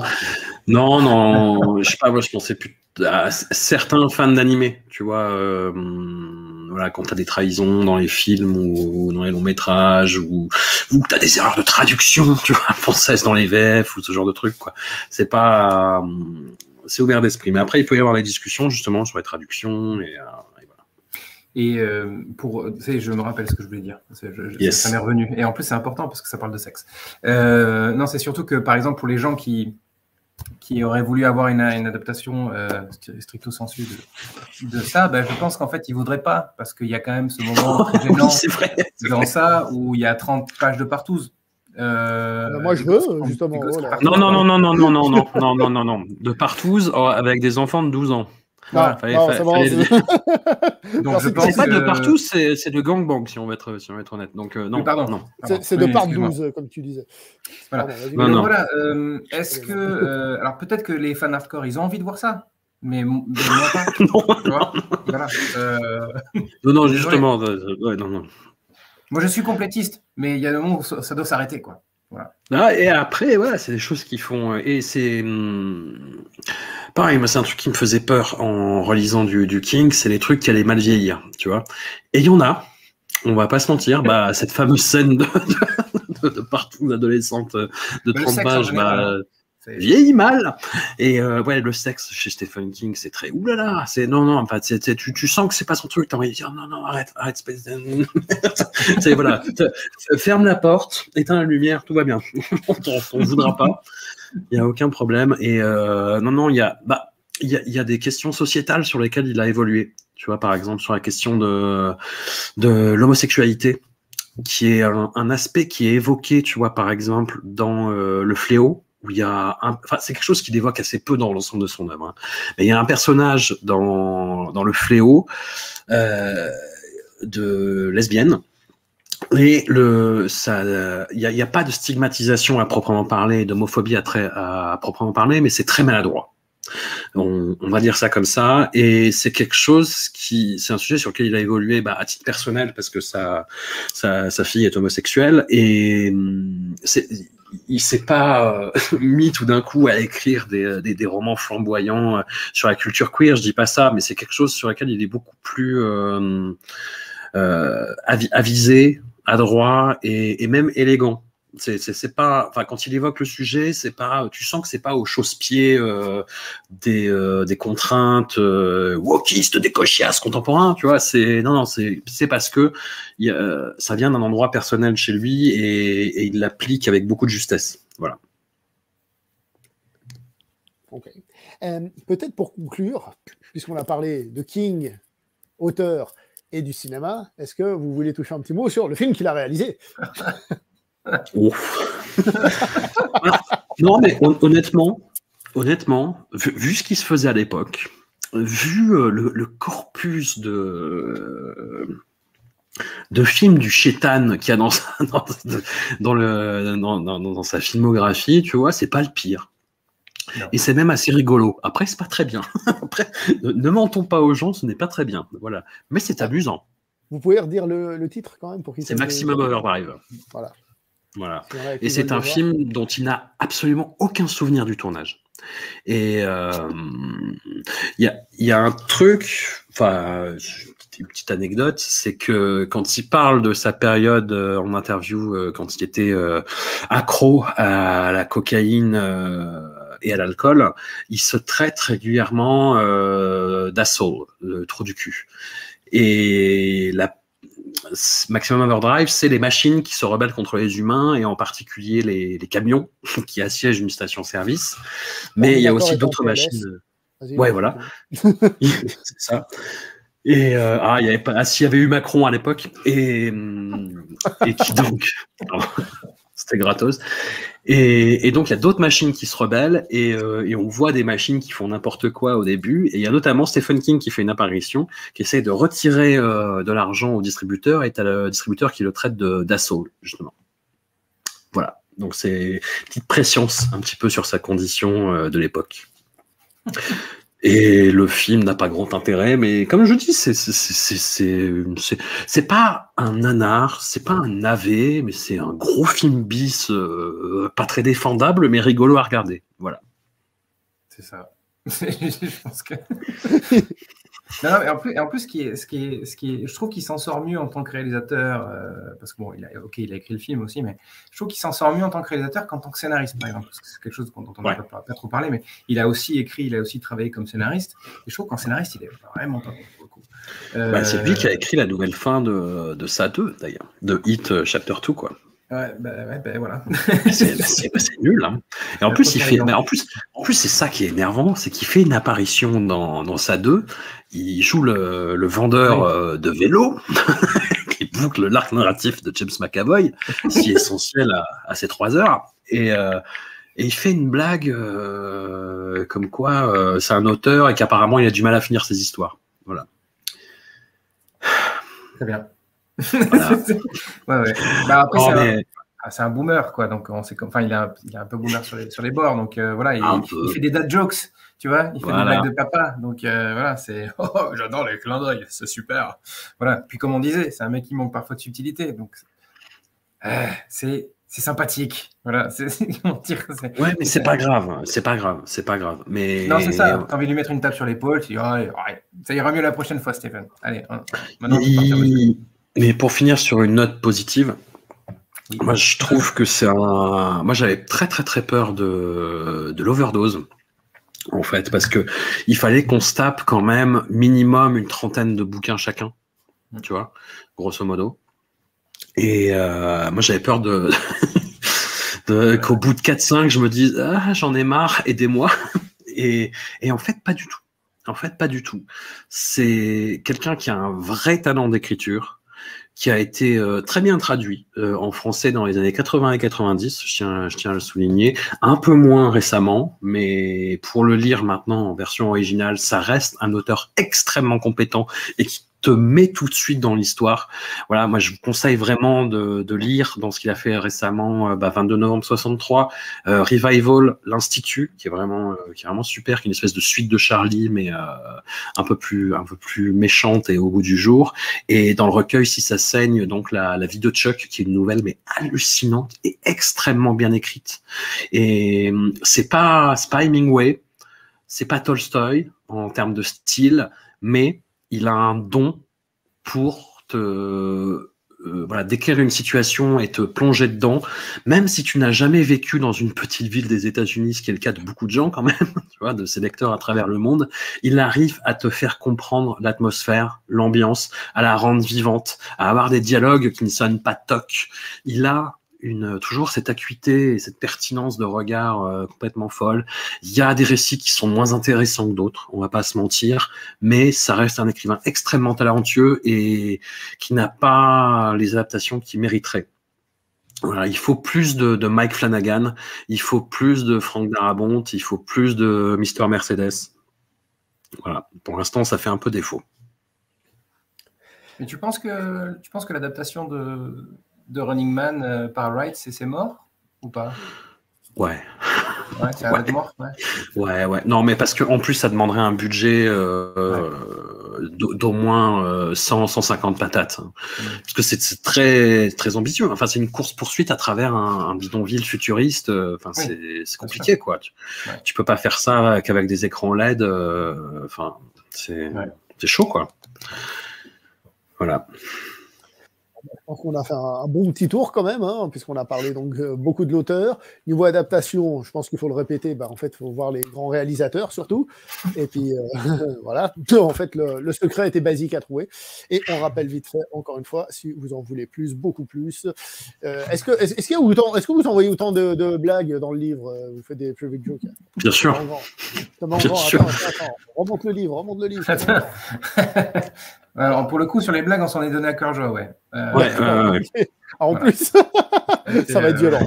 En fait, il y a le chapitre sur les enfants du maïs où tu sens ma descente dans la folie, en fait, au fil des 12 épisodes, notamment.